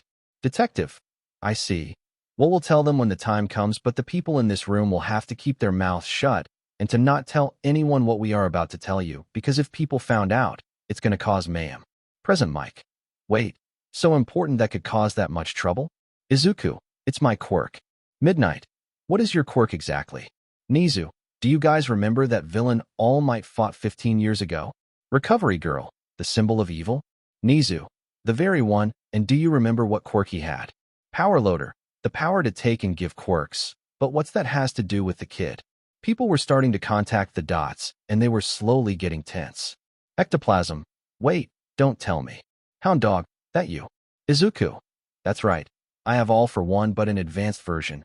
I can not only take and give quirks, but I can also copy, combine, split, and either evolve or devolve a quirk or quirks. But don't worry, the quirks you saw me use are just the ones I copied. Most of them got less tense, but still kept their guard up, and Izuku noticed this. Nizu, what you just heard must not leave this room, understood? UA staff, understood. Detective, well, that's my job done, and when Toshinori comes back, tell him to call him so I can explain everything. Izuku, before you could, I need to ask the rest of the staff a favor. Nizu, and what might that be? Izuku, is it possible to copy all your quirks, in case of an emergency, and you're not here? Nizu, I don't see there being a problem, and that also reminds me. Izuku, I would like you to take charge in case something were to happen where it seems like the teachers cannot assist. And don't worry, if people try to charge you with illegal quirk usage, me and Tsukachi will handle it. Izuku, I'll do it, but it depends on if you guys want to let me copy your quirks. Present Mike, I don't mind. Voice copied. Voice evolved voice. Manipulation. Cementos, I don't see the problem. Cement copied. Cement evolved earth manipulation. Snipe, okie doke partner. Homing copied. Homing evolved homing effect. Midnight, if you take me out to dinner after. Izuku, are you but fine. Somnambulist copied. Somnambulist evolved fear toxin. Ectoplasm, if it helps. Clones copied. Clones evolved doppelganger. Power Loader, if you can help me around the support studio with some inventions. Izuku, I don't mind, and if May gets in, she'll be a ton of help. Power Loader, I know, she already passed in my eyes. She made the coolest thing. Izuku, I bet she did. Iron Claw copied. Iron Claws evolved Knuckle Claws. Vlad King, I'm still skeptical about this, but I'll help you. Blood Control copied. Blood control evolved blood manipulation. Lunch rush. I'm not sure how my quirk will help, but if you're free, mind helping me in the kitchen. Izuku, I wouldn't mind. Cooking copied. Cooking evolved culinary mastery. Recovery girl, please use this power to help others. Izuku, don't worry, I will, and I was going to give a copy of your quirks to my mother to help you out in the infirmary. Recovery girl, that would be wonderful, dear. Heal copied. Heal evolved healing. 13. Please be careful with this quirk, it's very dangerous. Izuku, don't worry, I'll be careful. Black hole copied. Black hole evolved black hole manipulation. Quirk synergy. Black hole manipulation plus gravity manipulation equals spatial manipulation. Hound dog. RRRRT. Dog copied. Dog evolved dire wolf. The moment Izuku evolved dog to dire wolf, Nizu and Hound Dog's hair stood up, because at that moment, they were in the presence of an alpha, and it was hard for them to even look Izuku in the eyes, and everyone noticed that Izuku had a royal aura around him. After that whole ordeal, they told Izuku classes start in 2 weeks, and that his uniform will be delivered tomorrow, so Izuku used that time to learn and master his quirks by using doppelganger. Copied/taken quirks. Gravity manipulation. User can manipulate gravity, a natural phenomenon in which all things with mass or energy including planets, stars, galaxies, and light attract or gravitate toward one another. Healing. User can heal and restore biotic organisms to their optimal health, curing damaged or withered organisms, wounds, broken bones, low vitality, and diseases/poisoning. Dire wolf. User can turn into a werewolf hybrid of the most ancient and largest wolf to ever exist. Passive ability. Enhance senses of smell, hearing, speed, and strength, and any animal, either human or humans with animal mutation quirks, will recognize the user as the alpha, the top of the food chain. Black hole manipulation. User can create, shape, and manipulate black holes or white holes, a region of space-time where gravity is so strong that nothing, no particles, or even electromagnetic radiation, such as light, can escape from it. For the white hole, just think the opposite of the black hole. Spatial manipulation. User can manipulate, control, distort, and bend space, the dimensions of height and depth and width within which all things exist and move. Essentially Satoru Gojo's limitless, but on crack, and yes, he can use some of Gojo's techniques, but on a broader scale. Doppelganger. User can create, control, and destroy doppelgangers. They control them to do their bidding, like help them during situations, use them against foes, use them for battle, use them for spying on others, and when the user dismisses the doppelgangers, all the information flows to the original, gaining the knowledge they have learned. That's how he learns to perfect any quirk or anything in general, by using the doppelgangers. Earth manipulation. User can shape and manipulate earth and earthen elements, including most solid objects, specifically all minerals and mineral compositions regardless of their state. Fear toxin. User can create a gas that evokes and increase fear and horror in others, causing the target's brain to release fear-inducing chemicals. Homing effect. User can make any object automatically follow, home in, and lock onto its target or targets until it hits them. Knuckle claws. User can retract or extend razor-sharp claws directly from their knuckles. Voice manipulation. User can freely manipulate their voice, allowing them to control their voices to imitate sounds of creatures such as animal noises and explosions, or increase or decrease the tone of their voice. Blood manipulation. User can shape and manipulate blood. Culinary mastery. User of this ability are able to become master chefs of the highest caliber. They possess a natural instinct for culinary cuisine in both taste and smell. Over the past 2 weeks, Izuku has been practicing and perfecting his new quirks. Doppelganger really helped a lot, because now he can master any and all quirks and other general things in just a week, and he continued with his physical training since he didn't want to slack off. He's been experimenting with black hole manipulation because he found something interesting with the quirk, but is not yet prepared to properly test it out, because it's still too dangerous to use. So he opted to just mastering culinary mastery, since he still has a date with Midnight, aka Namuri Kiyama. People would suggest that since she was the R-rated hero, that she would be a very lewd person when she's not in hero form. But Izuku found out that she was just a normal person that's just doing Her job to keep people safe and teaching the new generation of heroes. The date would near the forest. Izuku decided that it would be better to have a picnic so he can get to know her better as a person instead of hero. He cooked every known delicacy there was, but cooked them in small portions so that she wouldn't be full on only a couple of homemade food. Izuku packed everything up and made his way to the picnic spot. He has a large picnic with a blanket over his shoulder. He was wearing some sweatpants with a long-sleeved black shirt and black comfortable shoes. I arrived early and started setting everything up so when she arrives she can relax. I know being a teacher and a hero can be hard on a person, so it's better to make them as comfortable as ever. It took him 5 minutes to set up, and he sat down to meditate for a bit until she arrived. 10 minutes later, Namiri came out with a bright blue dress, dark blue shoes, and normal blue dress. She had her hair into a ponytail and wore some sunglasses since it was pretty sunny out, which made Izuku curse himself because he forgot to bring an umbrella but got no idea. Quickly stood up and used wood manipulation to grow a cherry blossom tree for shade. The tree itself was a little too big, but it was too late to worry about that now. He turned around and was now facing Namiri, who was slightly blushing for the kind gesture. They were staring at each other for a while until Izuku decided to break the silence. Izuku, Midnight Sensei, it's good to see you. Namiri, please, call me Namiri since I'm not in hero form. Izuku, okay, well you can call me Izuku then. Please take a seat. The food is getting cold. Namiri, okay, Izuku. They both sat down. Izuku offered her one of the many dishes he cooked, and when she took and bit, she squealed in amazement of how delicious the food was. Namiri, Izuku, this is the greatest food I've ever had. This is even more delicious than Lunch Rush's food. Izuku, don't let him hear that. He'd be heartbroken. Izuku said with a chuckle and continued to eat his own food. They ate in peaceful silence, enjoying each other's company, until Namiri asked Izuku some questions about himself. Namiri, so Izuku, how are you enjoying staying at UA? Nizu never really said anything about you staying here for the last 10 months. Izuku, it's been great actually. The first few months I just mostly working on my PhDs and body, then moving on to the quirks I already copied a while ago, so I can perfect them. Namiri, wait, you have PhDs, but aren't you a bit young to even go to university? Izuku, yes I am.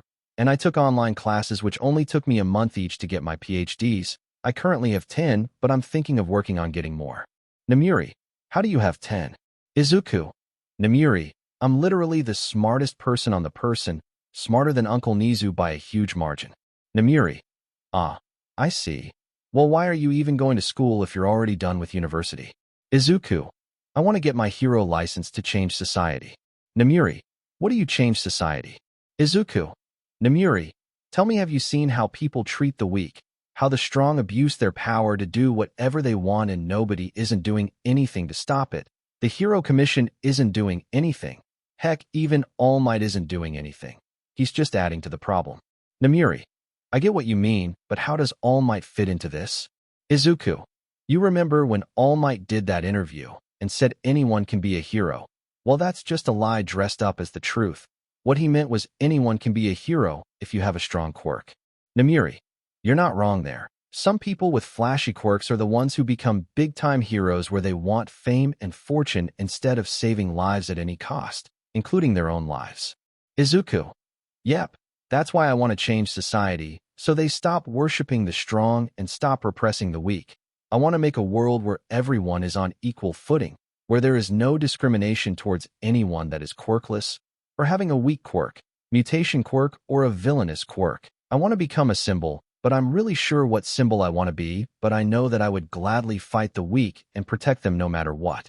Izuku finished with a determined glint in his eyes. That alone proves that he was serious about his goal, and Namiri was blushing because of how focused on his goal he was and wished to be by his side to help him every step of the way, but she went against following this feeling since they only know each other for just a few hours. The pair finished their picnic. Namiri helped Izuku pack everything up, and they went their separate ways because tomorrow would be the first day of UA, and Izuku is going to have such a very unwelcome surprise. The next day, it was morning, a very bright morning. We find Izuku still in bed, face down in his soft pillow. He's been working himself to the bone in these past 2 weeks. His body is still recovering, because of the intense workout from yesterday. He thought it would be a good idea to fight his doppelgangers while blindfolded, even though he can predict where the danger was, but it was difficult keeping up with 10 clones of yourself going full speed. Yeah, not the brightest idea. So he's still tired, but had to get up because today was the first day of class, and he really doesn't want to be late, so he forced himself of bed and landed on the floor. He wanted to go back to bed, but Inko wouldn't like that. Speaking of Inko, she already left, but she left a note of his son's desk telling him that she left yearly for the orientation, which was in an hour, but Izuku doesn't know that yet. Izuku slowly got up and went to take a cold shower to wake him up and relieve some of the tension in his tired muscles. He knew he could heal himself to get rid of the pain, but said to himself that where would be the fun of working out if you can just heal yourself afterwards instead of healing the natural way. While he was in the shower, he sent out a clone to make a healthy breakfast so when it's done, he could just eat and leave. He took about 30 minutes to finish showering and exited the bathroom and made his way to his room to get changed into his school uniform. And that's where he saw the note, and panic started to ensue because he only had 30 minutes to eat then run to the main building for class. So he made quick haste on putting on his clothes and making his way to the kitchen to find his clone. Made a healthy but unnecessarily large breakfast. Izuku 1. Yo, you're just in time. I made a healthy breakfast for maximum energy conversion and some extra just in case you want extras. Izuku OG. I don't have time for a banquet. I need to get to school. I'm late as it is. Izuku OG said while running past while using psychokinesis to grab some fruits and pancakes with bacon. Izuku 1. Hey, don't eat and run at the same time, and what am I supposed to do with all this food? Izuku OG. You eat it. Izuku 1. But you gain nothing after dissipate. Izuku OG was long gone, but before he left the house, he made 2 more clones to help out. Izuku 2. Hey, we're here to help out with the disposal of your food. Izuku 3. Yeah, I'm hungry. Izuku 1. I make all this food for him to just leave with only fruits and pastry. Izuku 2. Hey, don't worry. We're here to enjoy your cooking.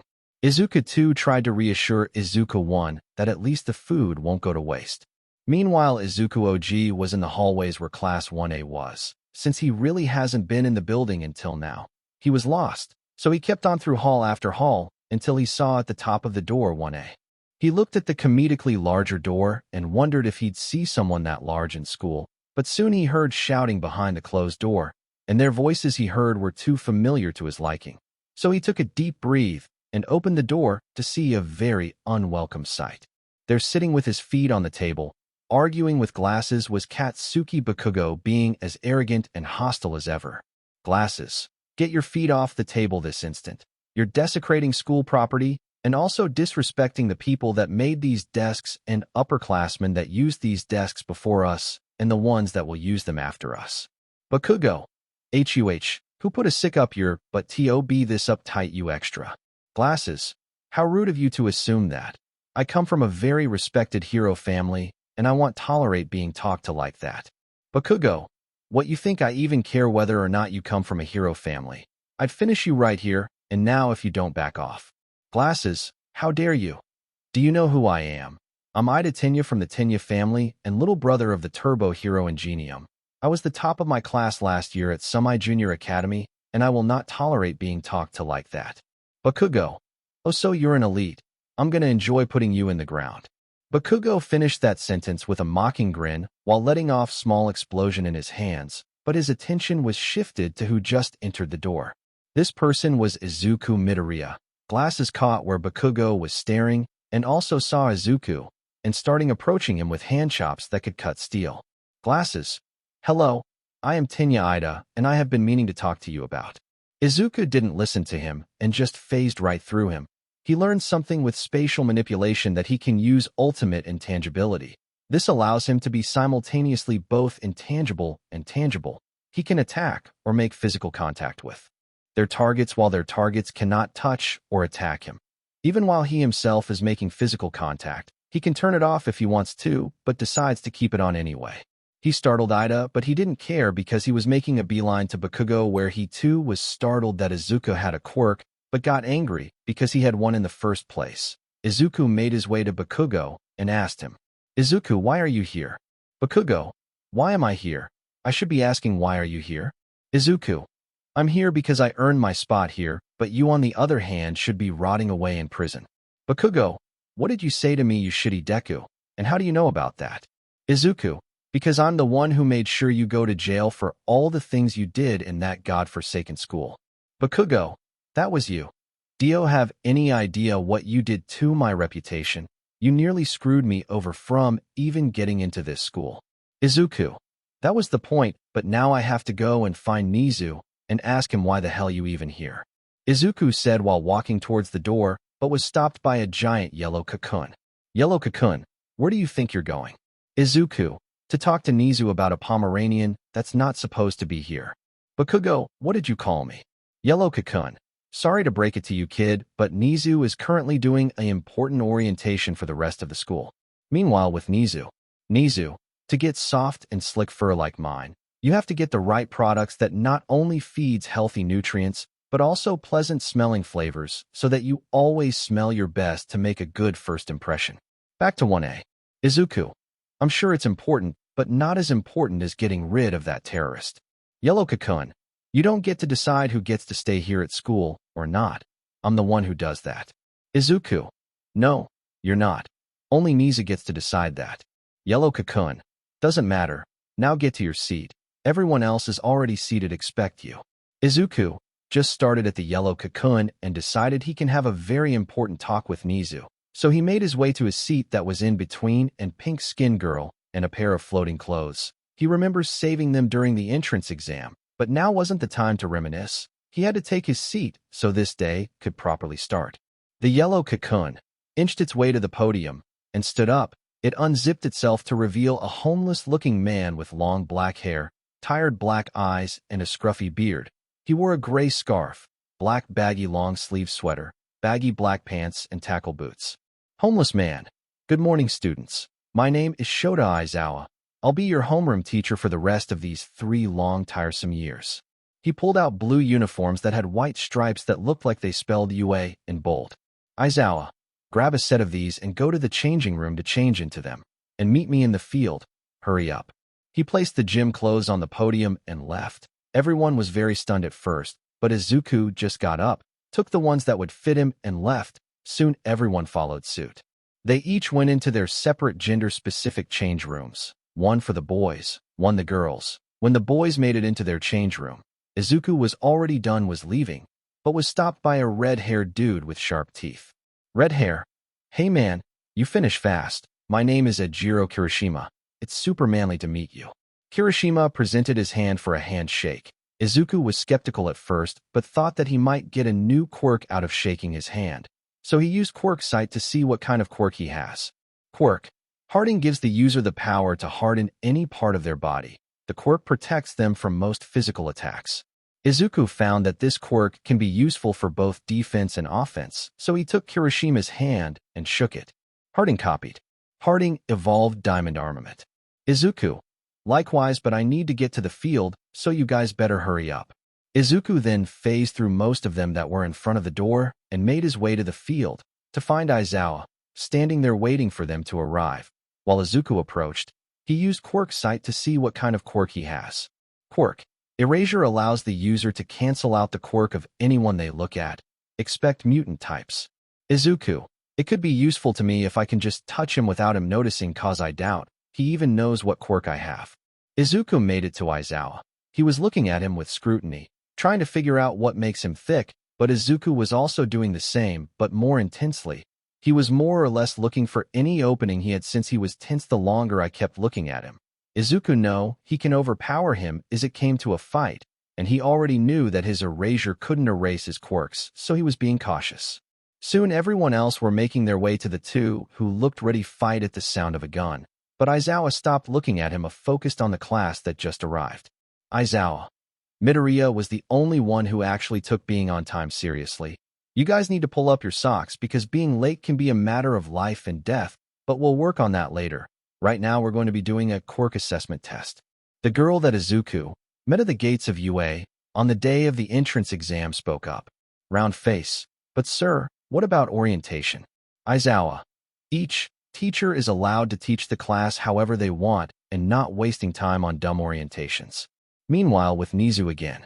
Nizu, and the best way to make nice a delicious tea is by letting it mix with the hot water to get the most out of the flavor within. Back to 1A. Aizawa. Anyway, you'll be doing a set of basic exercises and tasks to gauge where you currently are, but this time you'll be using your quirks? Then he looked at Izuku. Aizawa. Midoriya, you got the first place in both the written exam and the practical, so you will go first. Most of the students were surprised that he got first place in both exams, while others, mainly 4 people, were not pleased to hear that. The first was a tall girl with long black hair that in a ponytail with a single bang in front of her face. She had midnight black eyes and a beautiful face. She had the aura of being rich and looked like she would look down on you for just being poor. The next was a boy with split hair. One side was white while the other side was red. He had heterochromic, on gray, on the white side and one blue on the red side, with a burn scar of the red side. He wore a scowl of his almost emotionless face. The other 2 were just glasses and the Pomeranian. Aizawa threw a softball at Izuku and told him, Aizawa, go into that circle and throw that ball as far as you can while also using your quirk. Just doing go out of the circle. Izuku complied and made his way to the circle and looked at the ball in his hand. Izuku, I want to see how far I've gone with just my normal strength. Izuku took a pitcher's stance and readied his arm to throw with all his strength. He took a deep breath and shot the ball forward.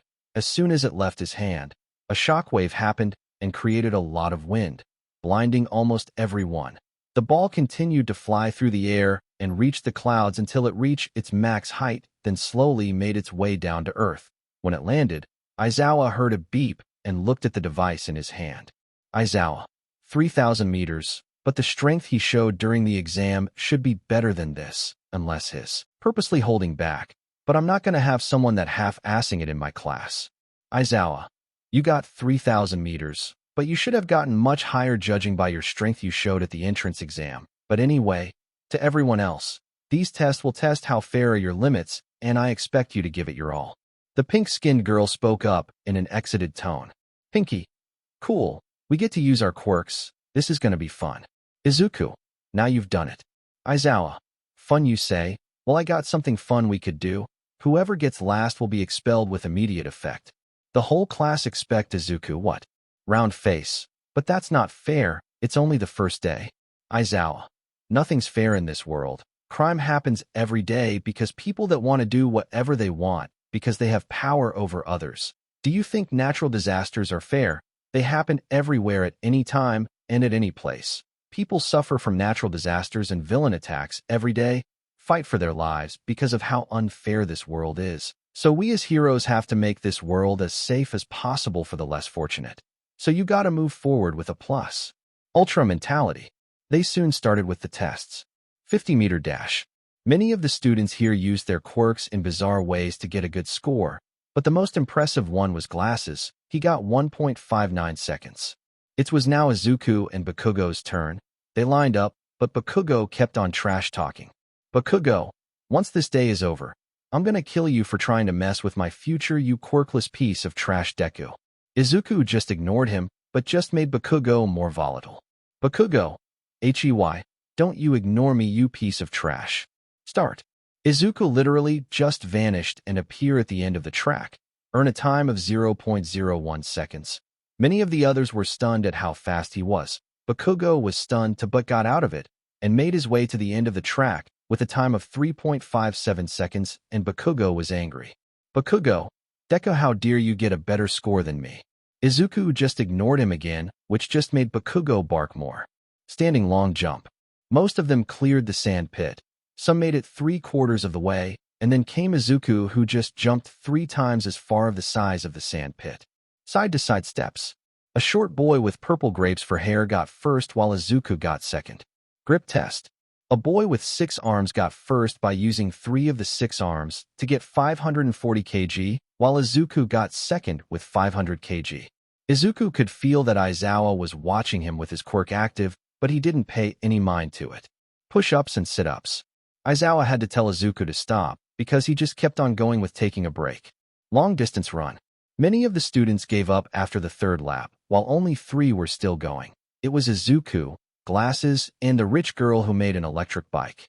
After a while, Glasses gave up after the 10th lap, leaving Izuku, who still hasn't broken a sweat, and the rich girl who looked annoyed that Izuku was still running. Aizawa had to call it a draw because they were taking too long, much to the displeasure to the rich girl. Soon after, Aizawa put together all the results and showed them on the scoreboard to see whose were. 1. Izuku Midoriya. 2. Momo Yaoyorozu. 3. Katsuki Bakugo. 4. Shoto Todoroki. 5. Tenya Ida. 6. Fumikage Tokoyami. 7. Rikido Sato. 8. Meza Shoji. 9. Tsuyu Ajui. 10. Mashiro Ojiro. 11. Achiko Uraraka. 12. Mina Ishido. 13. Eijiro Kirishima. 14. Hantasiro. 15. Yuga Aoyama. 16. Koji Koda. 17. Hyokujiro. 18. Denki Kaminari. 19. Toru Hagakure. 20. Minoru Mineta. Aizawa. Well, there you have it. Izuku Midoriya. He are hereby expelled. Many of the class was shocked that the Izuku was expelled, even though he got first place. Izuku, why exactly am I expelled? Aizawa. I've seen how much power you have when I looked at the entrance exam footage. I can tell you were holding back until the zero-pointers attacked, and I also noticed during these tests, you weren't using your quirk. All of the students were surprised that Izuku only used his natural strength to do the tests. Izuku, what exactly was the problem with me not using my quirk to do these tests, even though I got first place? Aizawa, because I want to see you quirk, not your physical strength. That's the whole point of these tests. Now I want you to do the ball through again, but this time use your quirk and go all out, and if you so even hold back by one person, you expelled. Aizawa stated while throwing a ball to Izuku which he caught. Izuku. Fine. You want me to go all out? I'll go all out, but the damage that's about to happen is your fault. Izuku stated while getting into the circle, but he first created 10 doppelgangers, surprising the class and Aizawa, and also, a very big shadow hiding behind the gymnasium. But that brat said he didn't have a quirk, unless. The shadow was cut off when Izuku ordered his doppelgangers. Izuku OG. All of you created as many barriers as you can around every building you can and reinforce them. Try to absorb as much kinetic energy you can and bring it back to me. And keep the class safe. Got it. Izuku doppelgangers. Got it. The doppelgangers scat and went to the surrounding buildings and used wood and earth manipulation to create huge multi-layered barriers around the buildings, and the class who were surprised that he had so many quirks. But 2 individuals were very concerned what this may mean. Once the buildings were surrounded in barriers, the other doppelgangers reinforced the barriers using psychokinesis to create strong psychokinetic shields around them. Others used gravity manipulation to make them as strong as possible. When that was done, the doppelgangers placed their hands on the barriers, awaiting the kinetic energy that was about to be unleashed. All in all, the barriers are strong enough to tank a Zarbomba. With Izuku, who was preparing to unleash the strongest throw in human history, and was hoping that he wouldn't accidentally destroy the city.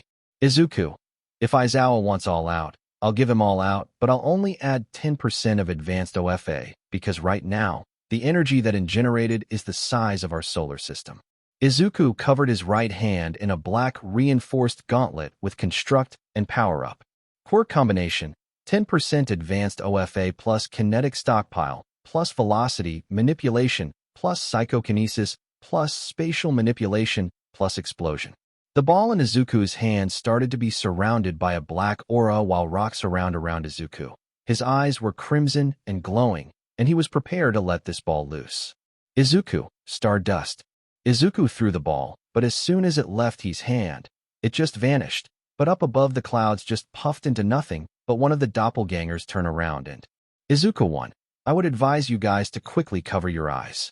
They all complied and not a second too soon, because after 10 seconds of silence, then, there, was, a nuke. That just went off, followed by a powerful shockwave and an earthquake that shook Japan. Many people in Japan were not prepared for the sudden earthquake and the sound of a nuke that nearly burst everyone's eardrums. The air pressure for the shockwave lasted for a whole 30 seconds before it died down. Meanwhile, with Nizu, everyone in the auditorium were freaking out because that nuke was literally just outside the building. Nizu, everyone calm down. I think I know who was responsible for this, so please return to your classes while we check it out. Everyone complied and slowly made their way to their classes, while the Staff made their way outside to be met with huge barriers that are surrounding the buildings. Outside of the barriers were outside with shocked faces because of the nuke that just exploded. Nizu. Aizawa, what just happened? Aizawa couldn't say anything because he was still in a stunned state. Same with the rest of the students. Until a clone of Izuku came up to them explained the situation. Izuku won. Nizu, we were doing a quirk assessment test to see where our limits were. I ended up getting first place, but Aizawa threatened to expel me because I didn't use my quirk during the test. So I told him I'll go all out, and he was responsible for the damages, and you can see how that played out. Nizu. I see, but where's the real Izuku? Izuku won. Oh, is still in the barrier. He told us to put one up so he doesn't just destroy the city, but we'll let him out now. And so, the doppelgangers dropped the barriers and revealed Izuku, standing on a pillar in the middle of a huge crater that was very, very deep. He was looking at his gauntlet-covered hand that was smoking, but then he looked around the destruction he caused and sighed. He really didn't want to go all out, but his emotions got the better of him. He decided to fix the crater by placing his hands on the ground and used earth manipulation to fill up the crater. When he was done, it looked like there wasn't a crater to begin with. He noticed that the barriers were gone and saw the doppelgangers coming to him to deliver the kinetic energy they collected. Once that was done, he turned and saw that was speechless. Aizawa was opening and closing his mouth trying to understand what just happened, but he was out of words, so Izuku approached him. Izuku, you're lucky I still help, because if I didn't, there would be a planet to live on. Aizawa, yeah, good job. Izuku just looked at him and turned to leave, but saw that the staff was also out, presumably to check on what just happened, so he approached them, specifically Nizu and his mother. Izuku. Mom. Nizu, we need to have a serious talk, and called Detective Tsukachi. He's also needed. Izuku said while walking past them. But soon they followed him, leaving behind the teachers and students that are frozen statues. Aizawa. Everyone go back and change back to your uniform, and head back to class to collect your syllabus. Everyone wordlessly agreed, and went to go change, but meanwhile in Nizu's office where Izuku, Inko Nizu, and Detective Tsukachi are seated. Nizu. Izuku, what seems to be the problem that requires Tsukachi to be here? Izuku, it's about Katsuki Bakugo. Why is he here instead of rotting in jail? Inko, wait, how is he here of all places? Nizu, well, about that. Tsukachi, I believe I can answer that question. Tsukachi interrupted while bring out a book wrapped in a black cover and red tap. Flashback 10 months ago. Tsukachi was going to the interrogation room to speak to the Bakugo family. In his hands was evidence to throw Bakugo in jail for life. He made it to the door and opened it to reveal Katsuki chained to a table while his parents were sitting on either side of him. Masaru and Mitsuki Bakugo, they had very upset faces, probably from their son being chained like a criminal. When Tsukachi entered and made his way to the table and chair awaiting him, he sat down and placed the evidence down and looked at the upset family. Tsukachi, good evening, I am Detective Tsukachi, and I am here to ask you son a few questions regarding a very serious case that you son is the main suspect to. Mitsuki, Katsuki, what did you do to get you sent here? Katsuki, I didn't do jack, I'm innocent. Tsukachi, the evidence states otherwise. Masaru, what evidence? Tsukachi, you son has committed great crimes that range from physical abuse to full-on torture. Tsukachi was interrupted by man in black suits carrying briefcases. Suit 1. Sorry to interrupt this, but our client is being questioned without his lawyer. Suit 2. We are here to defend him with everything we got, so don't try to fool us, detective. Tsukachi, I wouldn't try it. Now I was saying before you rudely interrupted, the crimes Katsuki Bakugo has committed range from physical, mental, psychological, and every crime under the sun. The evidence shows that he is guilty of all of them, and he would be sentenced to life in prison without parole. Katsuki's face from anger to complete dread while his parents were in complete shock and disappointment, but the suits had smug faces. Suit 1. While that would be true, but he won't be going to jail anytime soon. Tsukachi, but I have clear evidence states that is responsible for everything. Suit 2. We didn't mean that he wouldn't pay for what is done. We meant that he won't be going to jail.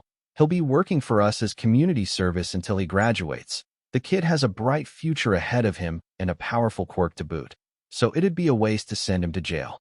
Tsukachi, but the law doesn't exempt him from his crimes. Suit 1.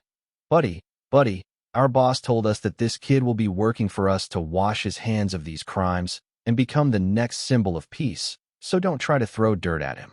Suit 2. Besides, our boss wouldn't want you to suddenly lose your job. Sakachi. Then who is this boss, so I can talk to him face to face? Suit 1. The boss is busy at the moment, but if you have any complaints regarding how we do things, just call the HSBC, and they will listen to your nonsense. Suit 2. Oh, and we'd advise you to wrap up that evidence so it doesn't go spreading around unless you want to have an early retirement. Suit 1. Come on, Bakugo family, we things to discuss. Sakachi had no choice but to let the Bakugos go. End of flashback. Sakachi, and that's what happened. Izuku. So the HSBC covered for him in exchange for him to work for him. Sakachi, pretty much. Nizu. But something doesn't make sense. Who was their boss? Because I'm sure it was someone that works at the commission. Maybe it was someone outside of it, but had powerful connections to them. Izuku. That's the best guest we got. Inko, so what now? Izuku. I don't know. I thought we would be rid of all that trouble a year ago, but now it just keeps coming back. Nizu. I could try transferring you to 1B. Izuku. No, leave it. I'll try to deal with it in a professional manner. Inko, you sure? Izuku. Yeah. Plus tomorrow we're going to be doing some hero work anyway. Maybe I could let off some steam that way. Nizu. Well, if you're sure, I'd say we're done here. Thank you for coming, Sakachi. Sakachi. No problem. I'll see you guys another time. Izuku. And I need to go get changed and head back to class. There's still about an hour left. Inko. Honey, I'll see you back at home. Izuku, yeah? Izuku exited the principal's office and made his way to the changing room to change into his uniform so he could go back to class. Izuku was wearing his uniform and was at the foot of his classroom door, and he can already hear people talking, mostly about him. So he grabbed the sliding door and opened the door. Once the door was opened, all eyes were on Izuku, and it made him very uncomfortable, so he just made his way to his seat. Once he sat down, everyone was still staring at him, so he said, Izuku, what? Silence. Very uncomfortable silence. Until, Pinky. What do you mean what? You just threw that ball like it was a super high-tech cannon, and you just say what? Izuku. Ah, I see. Well, what exactly would you want me to say? Pinky. Well, anything beside what, but that doesn't matter. What's your name? Izuku. Midoriya, what about you guys? Pinky. I'm Mina Ashido. My quirk is acid. I can create a corrosive liquid from my skin. She said while sticking out her hand for him to shake, which he gladly accepted. Acid copied. Acid evolved, acid manipulation. Azui. I'm Tsu Azui, but you can just call me Tsu. My quirk is frog. It's self-explanatory, really. Ojiro. I'm Mashireo Ojiro. My quirk is tail.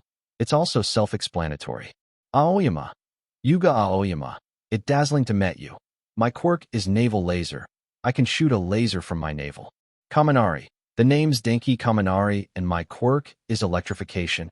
I'm able to charge electricity and release it out of my body as a sort of protective aura that electrocutes anyone through contact. Electrification copied. Electrification evolved electricity manipulation. Kirishima. You already know my name, but my quirk is hardening. I can harden any part of my body. Shoji. I am Mizo Shoji. My quirk is dupli arms. I have arm like tentacles adjacent to my arms that can transform into duplicate of other body parts. Sato. I'm Rikido Sato. My quirk is Sugar Rush. It allows me to multiply my strength for 3 minutes for every 10 grams of sugar I ingest. Koda is using sign language to speak, so Izuku speaks for him. Izuku Koda. I'm Koji Koda. My quirk is Oni voice. It allows me to communicate and command animals through speech. Oni voice copied. Koda thanked Izuku for translating. Izuku said it was no problem. Jiro. My name is Kyoka Jiro. My quirk is earphone jack. I have long, controllable earlobes that work as headphone cables. It allows me to listen to sound and project my own heartbeat through them. Earphone jack copied. Quirk synergy. Voice manipulation plus Anivos plus earphone jack equals sound manipulation. Siro. I'm Hanta Siro, and my quirk is tape. It turns my elbows into function tape dispensers. Tokoyami.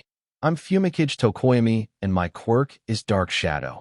It's a sentient being that lives within my body which I control. Dark Shadow, yo.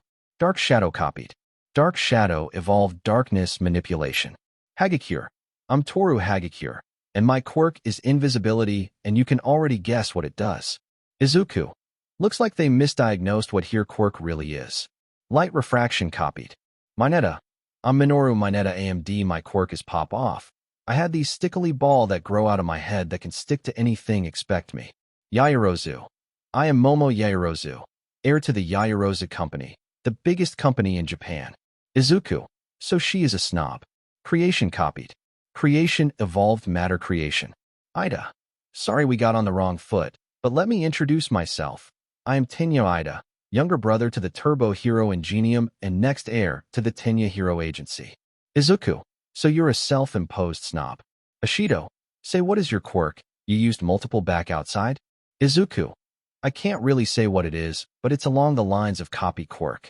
Azui. I see. So those were quirks you already copied before. Izuku, yeah?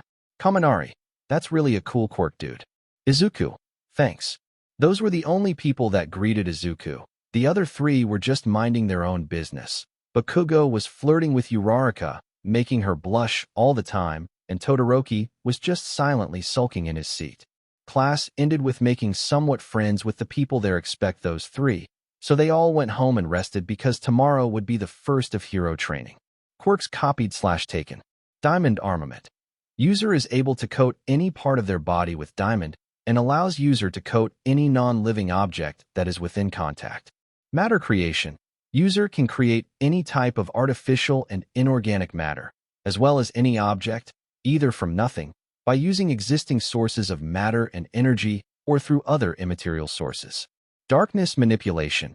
User can create, shape, and manipulate darkness and shadows. Electricity manipulation.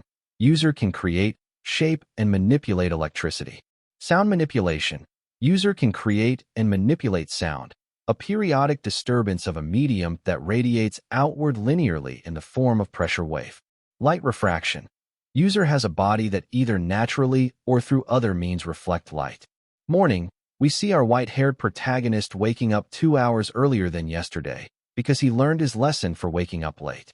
He made a doppelganger to make breakfast while he took a cold show to completely wake up. He was standing there until the shower head being rained on by the cold water. Izuku. I wonder when it's going to rain soon. Izuku was in deep thought until his doppelganger called him down for breakfast.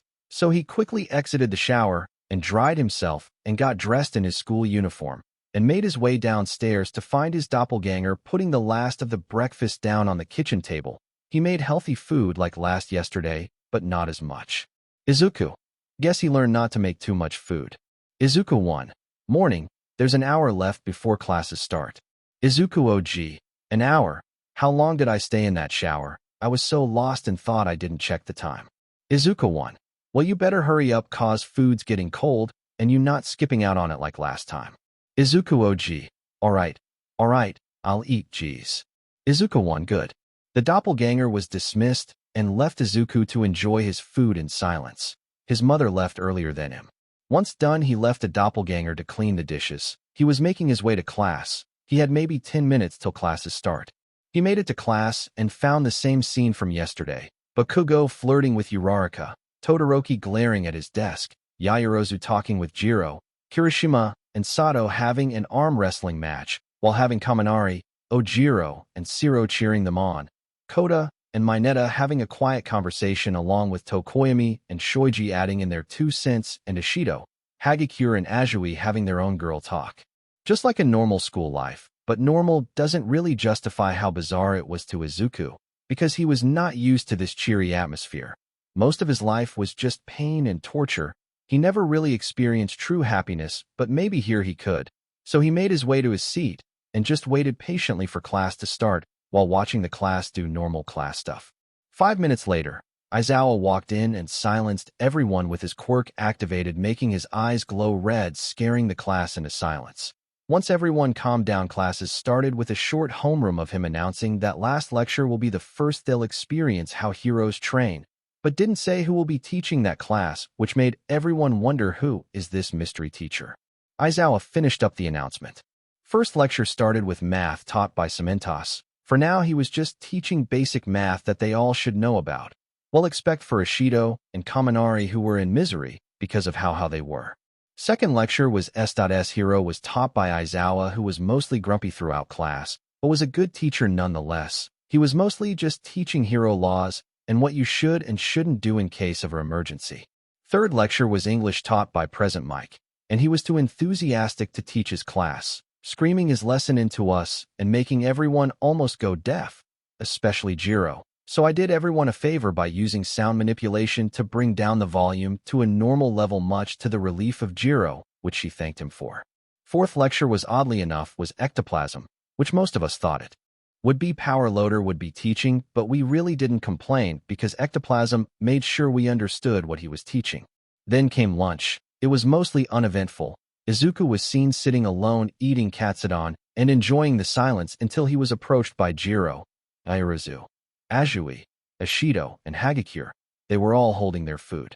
Ishido, "Hey Midoriya, you don't mind us sitting here with you, right?" Izuku, "Sure, I don't mind." Ishido, "Thanks." They all sat down and started eating, and some making small talk until Jiro, "Oh Midoriya, I wanted to thank you again for taking care of Present Mike." Loud yelling. "I'm pretty sure I would have gone deaf by the end of the class." Izuku, "Don't mention it. I also have sensitive ears, so I understand you pain." Azui, Midoriya, I'm sorry if I'm being blunt by asking you." Izuku, "Don't worry, Azui." Azui, "Call me Tsu. It's easier that way." Izuku, "Oh, okay Tsu. What was your blunt question?" Tsu, "Well, I was wondering why I am scared of you. Every time I'm near you, my animal instincts keep on telling me that an alpha is near me and I'm its prey." Izuku, "Oh, I think I know why. It's animal quirk I copied not too long ago. It's just more intense because I trained it to its fullest potential, and I also get passive abilities from that quirk." Tsu, "I see. Well, can you, allow me to be near you, cause it's pretty hard trying to tell myself that you're not a predator." Tsu said while slightly blushing. Izuku, Sure. I'm not really sure how that will help you, but I allow you to be near me anytime you want." Tsu looks less tense than she was before and thanked Izuku for that. Ishido, "Hey guys, did you see all those journalists that were at the gates this morning?" Yaoyorozu, "Yes, they were quite troublesome, asking questions about All Might teaching here. How absurd." Jiro, "But there is a rumor that says he was going to be teaching here." Tsu, "I heard that too, but it could just be a rumor." Izuku, "If that fake is teaching here, I might hurt someone. And why would he be teaching here instead of saving people?" Izuku was cut off from his thoughts by Hagakure asking him something. Hagakure, "So Midoriya, how many quirks have you copied so far?" Izuku, "Well, I can't really say." Izuku was interrupted by a loud alarm going off. Class 3 emergency alarm, Class 3 emergency alarm. There is an intruder on school premises. I repeat, there is an intruder on school premises. After that, people started to panic, pushing each other, shoving, acting like children. But that irked Izuku was seeing the girls being squeezed by all the other students. He knew he had to do something about that. He first used Quirk Sight and zoomed to see who was on campus. He looked around and found that most of the quirks at the gate are meant for photography, but there were two quirks that he hasn't seen before. One was at the gate.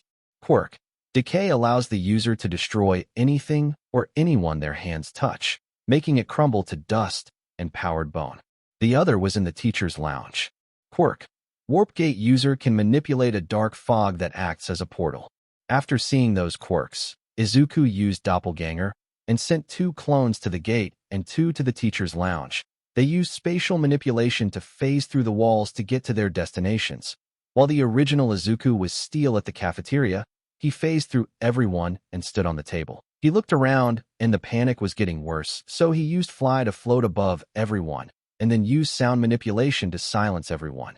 Everyone were very confused on why they couldn't say anything until they felt fear. They looked up and saw Izuku floating above them, using fearful presence on them. They all felt like they were staring death in the face. Izuku, to think that you all got into this school thinking that you're hot stuff, but look at you, panicking and running around like headless chickens, hurting your fellow schoolmates. Pathetic. Everyone started looking around, and sure enough, people were hurt, and some looked worse for wear. Izuku, now, I would all ask you to help pick up the injured and take them to the infirmary and clean up this mess, because you caused a hell of a lot of it. And if you're wondering who these intruders are, They are just the paparazzi that somehow got through the UA gates. Everyone looked outside and they saw that it was true that it was only the paparazzi, and they also saw 2 clones of Izuku keeping them from entering the school. Izuku, now, I would like you all to head back to your classes in an orderly fashion. They all complied and started leaving the cafeteria calmly, but Izuku was still floating up above until he got the memories of the clones he sent to the teacher's lounge. Izuku, seems like someone took the class's schedule. I should tell Uncle. Once everyone was clear from the cafeteria, Izuku made his way to the clones at the gate to find them with present Mike, Aizawa, and Nizu. The clones repaired the destroyed wall and were examining the dust that was on the ground. Nizu, Izukus, what can you tell me what happened here? Izuku won well. When the alarm went off, we checked who got on campus grounds and found 2 quirks that we didn't recognize. Izuku 2, a decay quirk and a warpgate quirk. Izuku 1. The original Izuku sent 2 of us here and 2 to the teacher's lounge to check it out. Nizu, teacher's lounge, did they take anything? Izuku OG. They took the class's schedule for the month, but other than that, nothing. The original Izuku interrupted, spoking the teachers to the amusement of the doppelgangers, but Izuku dismissed them and got their memories. Izuku. So, someone destroyed the walls to trip the alarms. I'm guessing it was for a distraction. Izuku. I think this was used as a distraction to steal the schedule from the teacher's lounge. I'm not sure what exactly they plan to do with it, but it doesn't look good. Nizu. Indeed it doesn't. Izuku. Nizu, what was planned for this month anyway? Nizu. Well, 2 weeks from today, you'd be going to the USJ for rescue training by 13, but it seems we might need to cancel. Izuku thought something over. Izuku. If we cancel, they'll know that we knew that they'd do something, but what if we don't change the schedule? Then maybe we can capture whoever is up to this. Izuku. Uncle, I don't think you should change the schedule. Aizawa. Are you out of your mind? Izuku. On the contrary, I think we could use this to our advantage. Nizu, how so? Izuku. Let's say something does happen at the USJ. I could just take care of it and capture the mastermind behind this, while also keeping the everyone safe. Aizawa. That's too risky, and what can you do if we get attacked? Nizu. Aizawa, you've seen what Izuku can do. Aizawa, still. He's just a kid with no proper training. Izuku. Aizawa-sensei. I'm more than capable of handling myself. Nizu. Is right, Aizawa. Truthfully speaking, my nephew is the strongest currently, stronger than All Might in his prime. Present Mike. Shota, you've seen his strength. This kid is strong. Aizawa had sour expression on his face until he relented. Aizawa. But if something happens, you protect the other students while I deal with it. Izuku. But if you seem like you're struggling, I'm stepping in. Aizawa. Fine. Aizawa said while walking away. Nizu. Izuku. If anything does go wrong, I give you permission to step in, and if you find any useful quirks that you see, take them, and any dangerous ones, we don't want them with someone that will actively try to hurt people. Izuku. Understood. Nizu. Now get back to class. You still have 3 more classes. Izuku. I know. Izuku said while walking away. Nizu. I feel like someone wants to declare war on us, but they will lose miserably. Nizu thought while walking away. Classes continued as they were, and it was the 5th period. With computer tech taught by Power Loader, it was a welcome sight to see the guy again. He was really insightful on what different pieces of computer parts do what and teaching the basics of hacking. 6th lecture was taught by Midnight. She taught modern hero history. Many of the boys were not listening cause they were eyeing Midnight's body, and Izuku could tell that she was slightly uncomfortable, so Izuku used fearful presence to keep them in line. After class, Midnight thanked him for that. But now it was the last class of the day, Heroics 101. Izuku was really hoping it was All Might that will be teaching, because he was sure he wouldn't focus. Izuku. I really hope that blonde idiot won't be teaching here.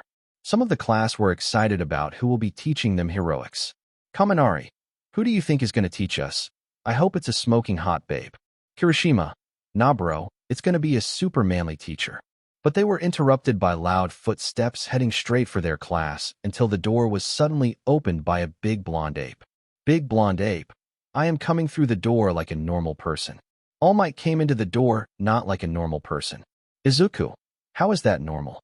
Izuku had a scowl on his face, while his Crimson Forest yes were staring daggers at Trash Might. But his classmates had other reactions. Urarika. Cool. So the rumors were true. Kirishima, All Might is really teaching us. That's so manly. Sue is even wearing his Silver Age costume. Trash Might. That's right, students. It is I, the #1 hero, the symbol of peace, All Might. Izuku. More like Trash Might, the #1 douchebag and the symbol of hypocrisy. All Might was standing there at the podium with his ever-so-bright smile looking at the students, but his smile faltered a light when he saw Izuku scowling at him with his crimson forest eyes. All Might. That brat again. I still need to ask Nizu why he accepted someone that just suddenly had a quirk, and if I think who I know gave him those quirks, then I need to get rid of him. All Might had a suspicion that Izuku might be working for his old nemesis, that he was sure that he killed 15 years ago, but he didn't have any proof that he was still alive. All Might. All right, today, I am here to teach you what it takes to become a respected and versatile hero that will one day replace me as the people's symbol. Today I'll be teaching Heroics 101, and our first lesson will be. All Might then pulled out a card that said, All Might, Battle Training. Bakugo, Battle. Izuku, Training. All Might. That's right, but before we get to that, you first got to look the part. All Might then proc to press a button on the wall to reveal cases numbered 120. All Might. In these cases are your hero costumes that you designed and requested on your application form. There might be minor changes to the costumes, but the wanted them to be as comfortable as possible. So grab you cases and suit up and meet me at Gym Gamma. All Might said while speedily running out of the class, leaving everyone to collect their cases and head out. But Izuku said behind to collect his case. He wanted to make some slight adjustments with his costume using matter creation. So he pulled out his costume and placed his hand on the costume which glowed. It was reconfiguring itself until the light died down. It looked mostly the same with some slight changes. He packed it up and went to go change. Everyone was at Gym Gamma, wearing their costumes. Some were really tactical, while others had no protection whatsoever. Uraraka. Bakugo, your costume looks really cool, she said while blushing. Bakugo.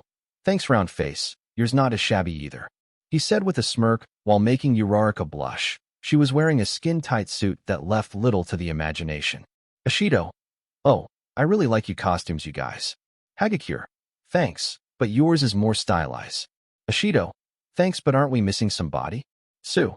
Yeah, I think Midoriya hasn't come out yet. Then everyone heard footsteps coming from the tunnel. They looked at who was coming out and saw Izuku Midoriya in his hero costume coming out like a badass. After he restricted the costume, it was made of a reinforced tungsten fiber that was light, but incredibly durable and temperature change resistant. He was wearing red shoes that had tungsten reinforced soles to help deliver a powerful kick, with black shin leggings that protect his legs, and was wearing a dark green reinforced jumpsuit with a red utility belt that had a first aid kit on the back. He was wearing elbow-length reinforced white gloves that had blue lines along the wrists and elbows. May wanted to add Air Force gauntlets, but Izuku declined the idea because they would just get destroyed from a simple flick of his finger. To finish up the look, Izuku was wearing an almost black-purple ragged-looking cloak, which was also reinforced. All in all, he looks more like a villain instead of a hero. He had a menacing aura around him. Just ignore the veins. Hagakure. Wow, Midoriya. You so cool. Ashido. Yeah, you all menacing and mysteries. Mineta. And intimidating. Izuku. Thanks, but I have question for both Hagakure and Yaoyorozu. Yaoyorozu. And what question would that be, Midoriya? Izuku. Yaoyorozu.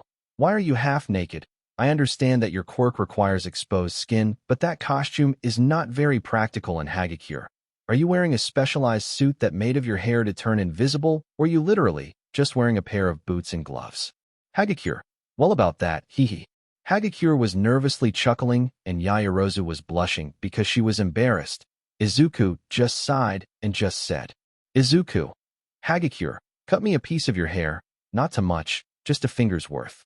Hagakure was caught off guard by this request, and many were wondering what he was going to do with hair. Ashido. Midoriya, I didn't think you were the Kankai type. You haven't even asked her out yet. Ashido teased while making Izuku blush slightly, but kept his stoic face. Izuku, it's not like that. I just want to try something. Hagakure. Okay, I'll trust you, but do anything weird with it. Izuku. Don't worry, I'm not a creep. Yaoyorozu made a pair of scissors and gave them to Hagakure, and she just what I can assume was a finger's worth of air. When she gave it to me, it suddenly turned visible, showing light green lime hair.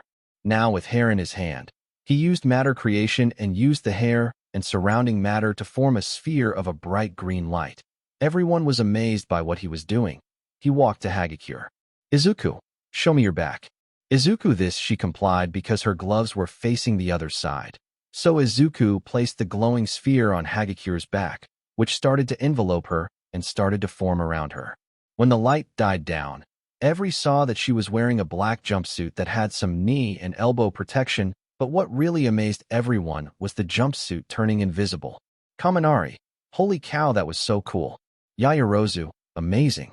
Ashido, Midoriya, what did you do? Izuku, I made her a suit that she can wear that can turn invisible when she wears it by using the hair and surrounding matter to create it. Hagakure, but how did you do it? Izuku, remember when I said I can copy Quirks? Well, when you guys were introducing yourselves to me, I copied your quirks, but not all of you. Some I can really use, no offense. Mineta, non-taken. Yaoyorozu, but if you copied my quirk, why is yours so different from mine? Izuku, mine doesn't need to use my own lipids. I can just use the atoms around me or any existing material, which reminds me. Yaoyorozu, face your back to me. I need to fix your costume. It's too exposing. Yaoyorozu complied and felt Izuku put his hand on her back, which made her blush, but soon she was enveloped in a bright red light and felt her costume shift into a crop top, shorts, and a mini shirt with e-books on her back. When the light died down, she was wearing a new costume, but it still left exposed skin on her forearms, midsection, and legs. She can still use her quirk, but looked more decent at least. Izuku, there, now this is a better costume. Ashido, man, that quirk could come in handy in emergencies. Izuku, thanks, but we should get going. We still have heroics to do. Izuku said while walking away. Everyone followed suit, but Izuku could feel Bakugo glaring at him. Bakugo, you piece of trash, I'm gonna kill you real good. The class made it to Gym Gamma to find All Might, standing there with that smile, that annoying smile. All Might, well, you all look like bona fide heroes, but you still have much to learn before you make it big. But for now, today's lesson will be a heroes versus villains match. You don't learn this on the first day. Normally we do this next week, but I think you ready. Everyone were excited for the exam. Well, almost everyone. Izuku was just glaring at All Might, and All Might can feel it, so he was glaring back, and people can feel the tension between the two. All Might, alright, this is how it's gonna go. This will be an indoor battle trial where you guys will split into a two-man team where the opposing team will be the heroes and the other the villain. Hey, race the deal. The villains will guard a nuclear weapon they intend on deploying, and the heroes must stop this scheme. If the heroes capture the villains or reach the nuclear core before time runs out, they win. If the villains manage to keep the nuclear core for the WHOE time or they capture the heroes, they win. Now any questions? Immediately questions started flying at All Might. Kaminari, will we get expelled if we fail? Ojiro, can we move the bomb or is it just stationary? Aoyama, does my cape look dazzling?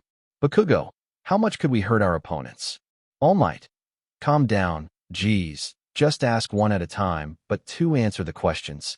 And oh, you won't be expelled if you fail. The bomb can be moved at the beginning with the 5 minutes pre-partition time. Yes, young Aoyama, and you can only do minor damage, not lethal damage. Some of them were satisfied until Ida asked. Ida, sir, do we get to choose who want to team up with? All Might, unfortunately you cannot team up with your friends. Ida, but why, sir? Wouldn't that just make things complicated? Izuku, Ida, heroes team up with random heroes on the spot if the situation calls for it.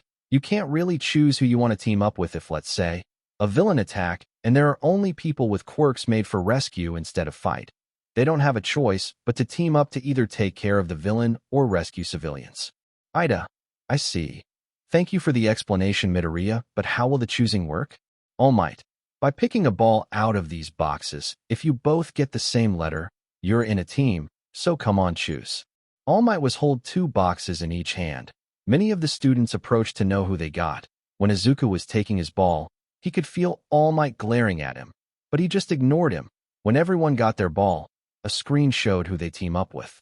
Team A, Izuku Midoriya and Achiko Uraraka. Team B, Mashiro Ojiro and Mizo Shoji. Team C, Toru Hagakure and Kyokujiro.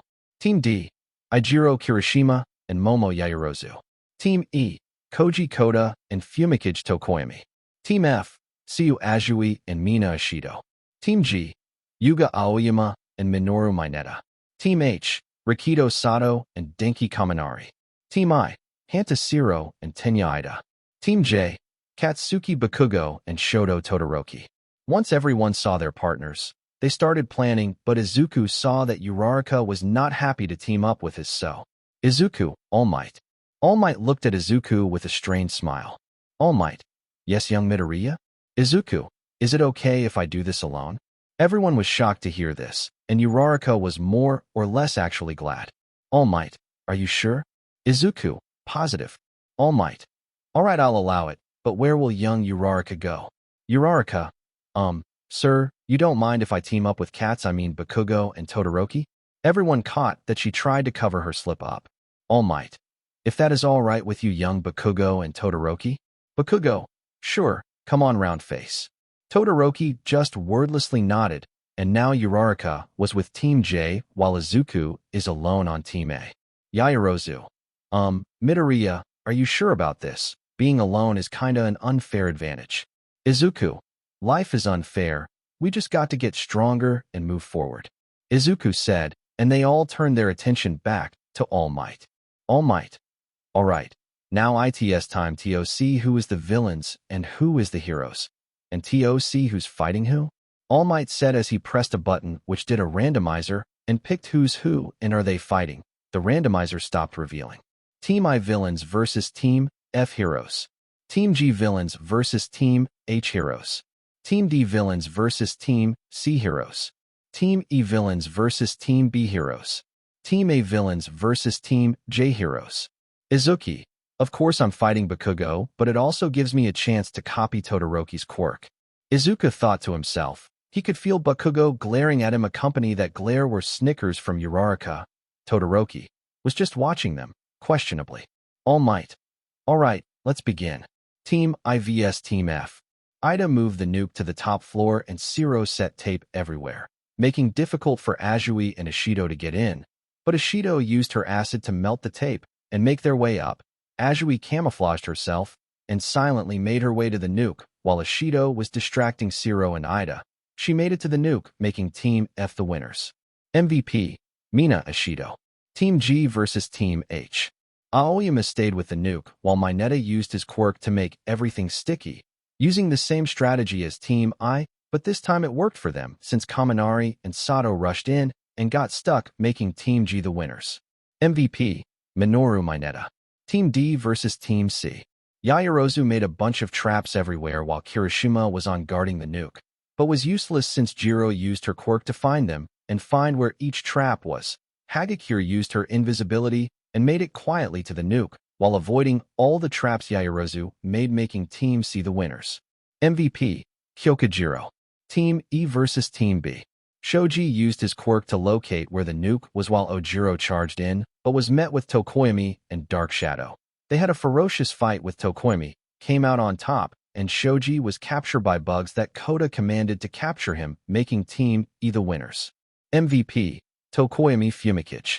Now it was time for Team A vs Team J. All Might. All right, villain team. You have 5 minutes to prepare. You may start. All Might said over the intercom. Izuku entered the building and made his way to the nuke room. It was sitting in the middle of the room. Izuku. Okay, he's what I know.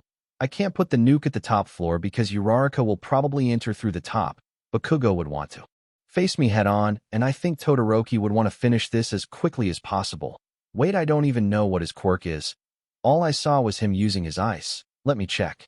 Izuku used quirk sight and zoomed to see them that they are outside waiting for the test to start. Izuku. Okay, Todoroki. Quirk. Half hot, half cold allows the user to generate ice, frost, and cold from the right side of their body, and fire, flames, and heat from the left. Izuku. Uraraka. Quirk. Zero gravity allows the user to remove the effects of gravity from things upon touching them with the pads on their fingertips. Izuku and Bakug. Wait, this can't be right. Quirk. Explosion allows the user to excrete nitroglycerin like sweat from their palms and ignite it at will to create explosions of various sizes. One for all, a transferable quirk that can stockpile energy through each generation and be passed on from one user to the next. Izuku. Wasn't this All Might's quirk? So he gave it to him. That would also explain how he's not in prison. All Might bailed him out because he was his successor. Izuku was not in a good mood to find out that All Might chose Bakugo out of all people to be his successor, but he had a plan to deal with them. Izuku used spatial manipulation to distort their perspective of the hallways, and used earth manipulation to change the shape of the hallways to turn it into a labyrinth. Then he used doppelgangers to make clones, and sent them out through the buildings to lay traps everywhere by using matter creation. When he was done, the 5 minutes were up, and the test begun. All Might, start. Before they could react, Izuku used darkness manipulation to grab Todoroki's legs and pulled him into the darkness. Half hot, half cold copied. Split. Half hot, half cold, fire manipulation and ice manipulation. Split. Ice manipulation, water manipulation, and wind manipulation. Quirk synergy, fire plus air plus water plus earth plus electricity plus wood manipulation equals elemental manipulation. Once Todoroki came through, Izuku quickly knocked him out and bound him in wood restraints and waited for the other two to act. Bakugo, that piece of trash Deku caught us with our pants down. Gore, pink cheeks, get in from the top while I go in from the front. Uraraka, got it, good luck. Bakugo, I don't need luck to put that stain in the ground. They separate. Uraraka used her quirk to float to the top and enter from the emergency staircase. But upon opening the door, she was hit with a glue explosion that trapped her and quickly turned to stone, leaving her immobile, leaving Bakugo on his own. He was running through hallways after hallways, seemingly going in circles. Bakugo got frustrated and started letting out explosions while screaming. Bakugo, show yourself, you worthless monster. Stop being a coward and face me. Izuku from the shadows said. Izuku, Bakugo, Bakugo, Bakugo, you're so pathetic that you even got All Might to give you his quirk. Bakugo, how do you know that? Answer me. Izuku, I won't tell you because I have no reason to. You're just too weak to even match my level of power. Bakugo, who you calling weak, you son of a? Izuku, I don't take too kindly to you insulting my mother, Bakugo. So suggest you shut up before I hurt you. Bakugo, did I hurt your feelings? Well, how about after I beat you I go to your defective mother and go F her brains o you. Bakugo didn't get to finish because he was knocked out by Izuku coming from his shadow, uppercutting him into the roof of the hallway with a black gauntlet cover fist that was armed with diamond that was black with stockpiled quirks. Quirk combination, 1% advanced OFA plus kinetic stockpile plus construct plus diamond armament. Izuku, heavy uppercut. Izuku, don't you dare say that about my mother, Bakugo, or I'll do more than just uppercut you. Izuku finished while walking away.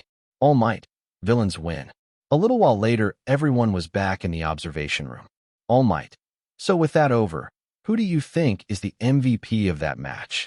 Everyone just looked at him like he wasn't seriously asking who was the MVP when it was clearly Izuku, so Yaoyorozu shot her hand up and, Yaoyorozu, I believe I speak for everyone here that we believe Izuku is the MVP at that match. All Might. Correct, but care to elaborate? Yaoyorozu. Well, first he completely changed the whole interior of the building, making it pointless to use the map and placing traps throughout, while also changing how they traversed through the building. Then he took out the most likely threat to him winning, which was Todoroki.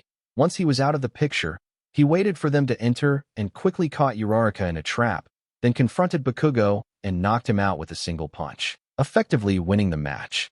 Yaoyorozu's detailed analysis was a bit jarring but understandable, much to the displeasure of All Might, who didn't like hearing how his successor got knocked out in a single punch, but he had to move on. All Might. Thank you for the explanation, young Yaoyorozu, and that concludes today's training exercise. Please go change back into your uniform and head back to class so you can be dismissed. Now I have to go. See you around. All Might made a speedy getaway, while the rest of the class made their way to the changing room, but Izuku lagged behind because he was thinking. Izuku. I remember when Trash Might saved me and Bakugo that he gave him a card in case he needed to talk, which I'm guessing he used to ask All Might to bail him out, but with a cost, but it still doesn't explain why he is OFA. I need to talk with Nizu about this because something's not right. Izuku made it last to the changing room, finding it empty to his delight. He quickly changed and went back to class where he sat for a few minutes before the bell rang for the end of the school day. So he packed his stuff, he went straight to Nizu's office to talk. He walked in to find that he was preparing tea and a chessboard. It looked like he was expecting him. Izuku. Afternoon, uncle. Were you expecting me? Nizu. Maybe, maybe not. But I had a feeling that you'd come here. What seems to be the problem? Izuku. I know who All Might's successor is. Nizu. Oh really, who might that be? Izuku. Katsuki Bakugo. Nizu. Why the hell would he give it to that oversized Pomeranian? Izuku. I don't know, but it looks like he made a deal with some people to help bail him out.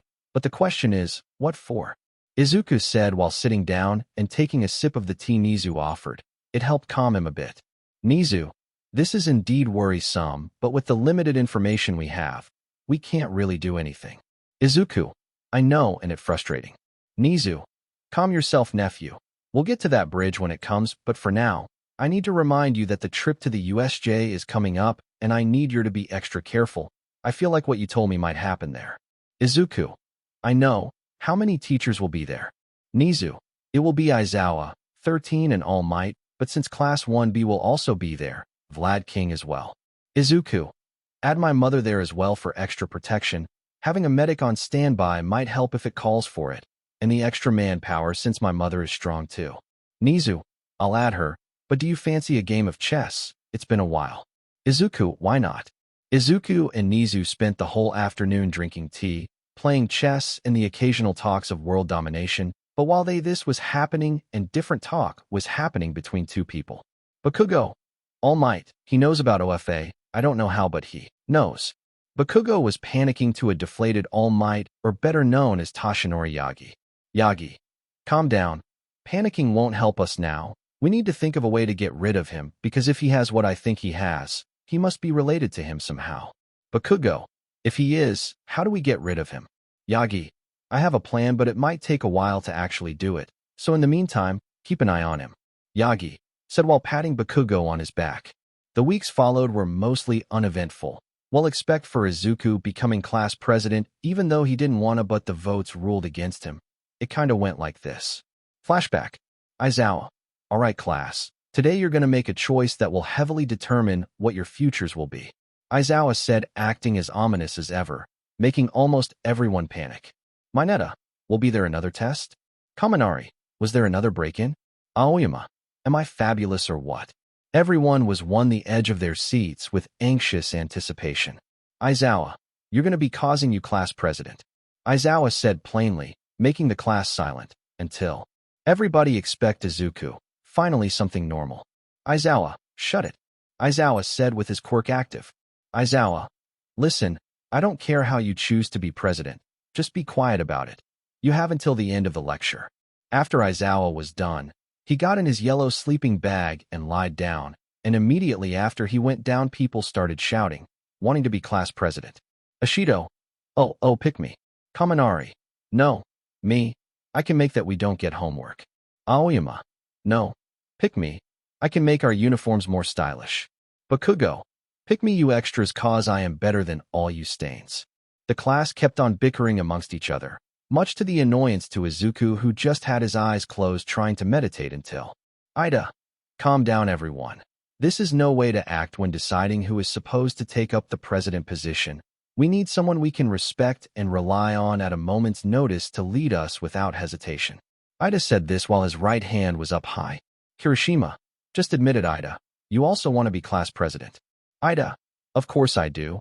But it's better to vote on who we believe is suitable for the position. Sue. But who do we choice? We barely know each other, and some of us would vote for themselves. Ida. I understand. But it's better than to fight among each other. Yaoyorozu. Do you mind making us a box and some paper? Yaoyorozu complies and makes the items. Ida then hands other the paper, and people started voting. Izuku thought, I really don't want to get involved at this, so I'll just vote for Yaoyorozu. She seems like she can handle herself. Soon after, the papers collected, Ida totaled all the votes, and the president was Midoriya 12, Yaoyorozu 2, Ida 1, Bakugo 1. Ida says in a depressed tone, Ida, looks like Midoriya is president, and since Yaoyorozu is second, she is vice president. Izuku was very skeptical of why they chose him. Bakugo, hey, who voted for that piece of trash Deku? Kaminari, well, he is strong, probably stronger than all of us. Izuku, you shouldn't base someone's leadership through strength alone. Sue, well, you also smart and can act on a moment's notice if the situation calls for it. Izuku just looked at them for a while, trying to think it over, but after a few seconds, he agreed, begrudgingly. Izuku, all right, but you have to follow my rules if there was an emergency no matter what, understood? Everyone except Bakugo and Uraraka, understood. Aizawa rises from his sleeping bag. Aizawa, so Midoriya is president and Yaoyorozu is vice president. Interesting. Anyway, class is dismissed. Go home. Flashback end. Izuku made decent friends with most of the class. They were different from his old school, but he wondered how they'd react if they knew of what his quirk actually was. Also, it was plain obvious that Bakugo and Uraraka were dating. Izuku had no idea what he sees in him, but the way she acted during the battle training told him that she was the same as Bakugo at her old school. The day before the USJ trip, Aizawa walked in to make the announcement. Aizawa, settle down. Tomorrow we have a field trip of campus to do a different type of training. Uraraka, what training would that be? Aizawa just pulled out a board that said, Aizawa, rescue training. We'll be joined by Class 1B and 3 other teachers, including myself and Vlad King, so prepare yourselves. After that he just left. Izuku was mentally preparing himself for a potential attack, but something felt off. Izuku, let's hope I didn't make a mistake. Copied/taken quirks. Fire manipulation. User can freely generate, shape, and manipulate fire, the rapid oxidation of material in the exothermic chemical process of combustion, releasing heat, light, and various reaction products. Ice manipulation. User can create, shape, and manipulate ice, along with freezing water into a solid state. Air manipulation. User can create, shape, and manipulate air, the common name given to the layer of atmospheric gases and various compounds. Elemental manipulation. User can create, shape, and manipulate elements. Elements are the rudimentary, simplest, or essential part of which any material thing consists of. So, this was the end of part 2 of this series. Stay tuned for next part of this series, and if you like this video, don't forget to like, share, and subscribe to our channel. Until next time.